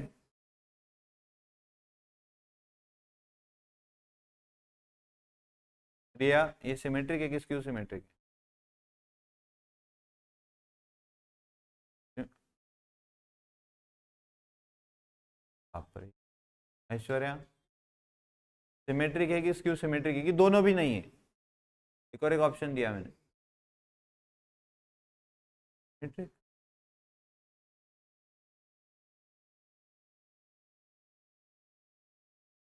दोनों भी नहीं है। That is a good answer. उधर तेजा दोनों भी नहीं है। ठीक है। हाँ प्रेमा दोनों भी नहीं है भाई। काजू है कौन सा? सिमेट्रिक। विधा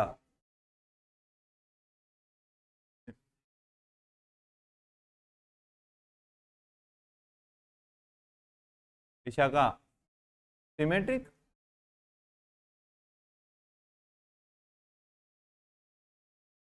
क्या क्या बोली? वही क्या बोली? पता नहीं। एक तो बोल कुछ। एक है दूसरा है कि दोनों भी नहीं है? सिमेट्रिक है। मतलब अगर आप इस लेवल पे आने के बाद में भी मेरे ऐसे डबल क्रॉस सवाल पूछने पर आप अगर कंफ्यूज हो रहे हो Riya ji, it is very bad. This is a symmetric matrix. Common sense. All A I G is equal to A J I. तो उसने तूने दोनों नहीं बोला चालू किया, एक दो तीन चार पाँच और छः। कंफ्यूज थी ना पर।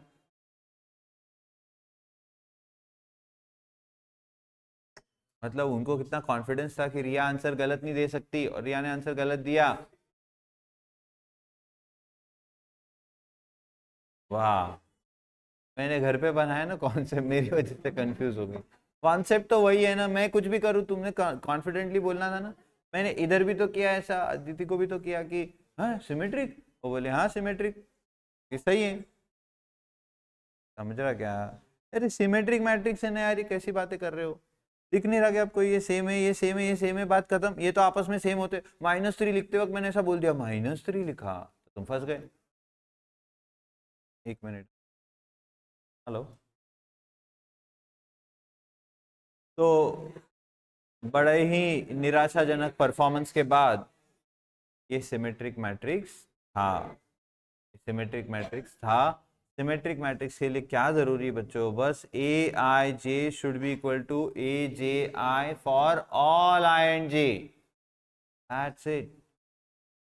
तो मेरे बोलने से गलत कर दोगे तो ऐसे कैसे चलेगा? मेरा तो काम है आपको उल्टा उल्टा करके ऐसे पूछना अलग अलग कि ये बताओ वो बताओ, तो आपने कॉन्फिडेंटली बोलना चाहिए नहीं सर सिमेट्रिक है, आप मत बोर करो, ऐसे बोलना चाहिए। ठीक है। तो आप अगर कंफ्यूज भी थे तो दैट इज ऑल्सो रॉन्ग। अच्छा यहाँ पे एक बात आपको लिख लेनी चाहिए क्या? डायगोनल एलिमेंट्स क्या होना है इसके? 0। ऐसे करके लिख दो।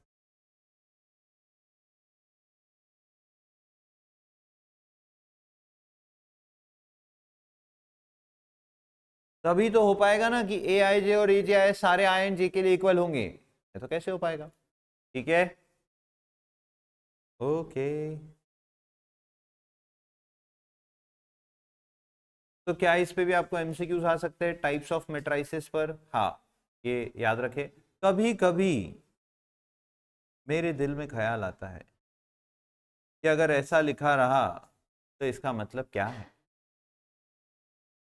It's a diagonal matrix of order 3/3। Sir जरूरी थोड़ी 3/3, 3/1 भी तो हो सकता है। डायगोनल मैट्रिक्स एक स्क्वायर मैट्रिक्स 3/3 होगा। तो 3/3 क्यों? क्योंकि यहाँ 3 एलिमेंट्स दिए, तो ये डायगोनल एलिमेंट्स होते हैं। तो 0 1 एंड 2। बाकी नॉन डायगोनल एलिमेंट्स तो क्या होने चाहिए? 0। बिकॉज सर डायगोनल मैट्रिक्स का डेफिनेशन ही है कि all non diagonal elements are 0।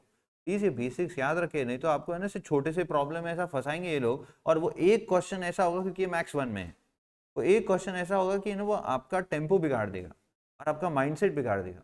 फिर आप पैनिक कर जाओगे और है ना फिर पूरा पेपर में आपको सिंपल सिंपल चीजें भी डिफिकल्ट लगने लग जाएगी, छोटी छोटी गलतियां करने लग जाओगे। 15 + 51 76 होने लग जाएगा आपका, तो 66 होता है, मैं बता देता हूँ। तो ये थोड़ा सा आपको ध्यान रखना है कि आपको है ना कॉन्सेप्चुअली बड़ा स्ट्रांग होना है, तो ये छोटी छोटी बातें भी आपको पता होनी चाहिए। अगर यहाँ आपकी दिक्कत हो गई, बड़े बड़े प्रॉब्लम सारे आ रहे सॉल्व करते, और छोटा सा कोई प्रॉब्लम आ गया फंस गए आप। और वहां फंसे ना तो माइंडसेट भी करता है, माइंडसेट बहुत जबरदस्त काम करता है। विराट कोहली देखो हर मैच में वैसे ही आउट हो रहा है, माइंडसेट ही खराब हो गया है, कॉन्सेंट्रेशन ही नहीं, कॉन्फिडेंस नहीं है। पर जब कॉन्फिडेंस होता है तो फिर किधर का भी बॉल किधर भी मारने को अपन कर सकते हैं। तो वो बहुत इंपॉर्टेंट है आपके लिए, कॉन्फिडेंस और आपको माइंडसेट सही रखना बहुत जरूरी है। और वो एक क्वेश्चन ने गड़बड़ करी ना, तो वो भले एक ही मार्क का एमसीक्यू है, बट अपना दिमाग इतना चंचल है कि वो 1 मार्क का एमसीक्यू भी 100 मार्क के पेपर को खराब कर देता है, कि अपना ध्यान पूरा वो 1 मार्क पे पड़ा रहता है। अपन ये नहीं सोचते कि यार 99 मिल सकता है, नहीं नहीं नहीं, वो एक नहीं मिल रहा, तो जो नहीं मिल रहा है ना इंसान उसी के पीछे दौड़ते बैठता है। ये मत करो। इस एक तो अगर वो 1 चाहिए तो कॉन्सेप्चुअली स्ट्रांग बनो। तो ये जो आप गलती कर रहे थे, काफ़ी सारे बच्चों को मैंने सिमेट्रिक पूछा, नहीं है बोले, नहीं है बोले, डबल है, दोनों नहीं है, दोनों नहीं, सिमेट्री था वो, ठीक है, यस, खत्म बात। तो टाइप्स ऑफ मैट्रिक्स मेरे सारे हो गए खत्म, starting from row till symmetry, skew symmetry. और कोई मैट्रिक्स बचा है? नहीं। सर एक ट्रांसपोज ऑफ अ मैट्रिक्स भी होता है, बताओ तो ट्रांसपोज क्या टाइप ऑफ मैट्रिक्स है क्या? नहीं सर, वो एक फंक्शन है जो कि हम स्क्वायर मैट्रिक्स पे कर सकते हैं। क्या होता है ट्रांसपोज में? ऑल रोज गेट ट्रांसफॉर्म्ड इनटू कॉलम्स, तो सारे रोज को आप कॉलम्स में ट्रांसपोज कर सकते हो, बराबर, that is what transpose of a matrix. तो interchanging all rows by columns gives we a transpose of a matrix. तो A is equal to A transpose, then A is symmetric matrix, and if A is equal to minus A transpose, A minus typing problematic, yes, so A is minus A transpose, then A is a skew symmetric matrix। Please इसको याद रखे। तो square matrix के लिए A plus A transpose is also symmetric and A minus A transpose is also skew symmetric। ये सारी बातें मैंने आपको काफी विस्तार में समझाई, एग्जाम्पल दे देकर बहुत टाइम दिया था जब ये समझाया था मैंने। And then finally A is equal to half of A plus A transpose plus half of A minus A transpose। Simple भाषा में बोलूं तो आधा सिमेट्री और आधा स्क्यू सिमेट्री ऐड करोगे ना, तो फिर से हमारा मैट्रिक्स A ही आ जाएगा। समझा? पक्का? Sure sure, good good. That is what transpose of a matrix is. Next is equality of two matrices. दो मैट्रिसेस की इक्वालिटी कब होगी? सर एक तो उनका ऑर्डर सेम होना चाहिए और उनके करस्पॉन्डिंग सारे एलिमेंट्स सेम होने चाहिए, तब हम कहते हैं वो दोनों मैट्रिक्स कैसे है? इक्वल है। एडिशन सब्ट्रैक्शन की ऑलरेडी मैंने बात कर दी कि ऑर्डर सेम होना जरूरी है और करस्पॉन्डिंग एलिमेंट्स ऐड या सब्ट्रैक्ट किए जाएंगे, और जो नया मैट्रिक्स बनेगा वो भी सेम ऑर्डर का ही बनेगा। बोलो हाँ। अरे वाह, मेरा फेवरेट आ गया, मल्टीप्लिकेशन ऑफ टू मैट्रिसेस। तो दो मैट्रिक्स को मल्टीप्लाई कैसे किया जाता है? सर अपना मंत्र भारी sir, row column row column column खत्म, रो बदल, इधर भी उधर भी। ये हम करेंगे कल। आज यहाँ रुकेंगे, आप सभी को बाय, टेक केयर।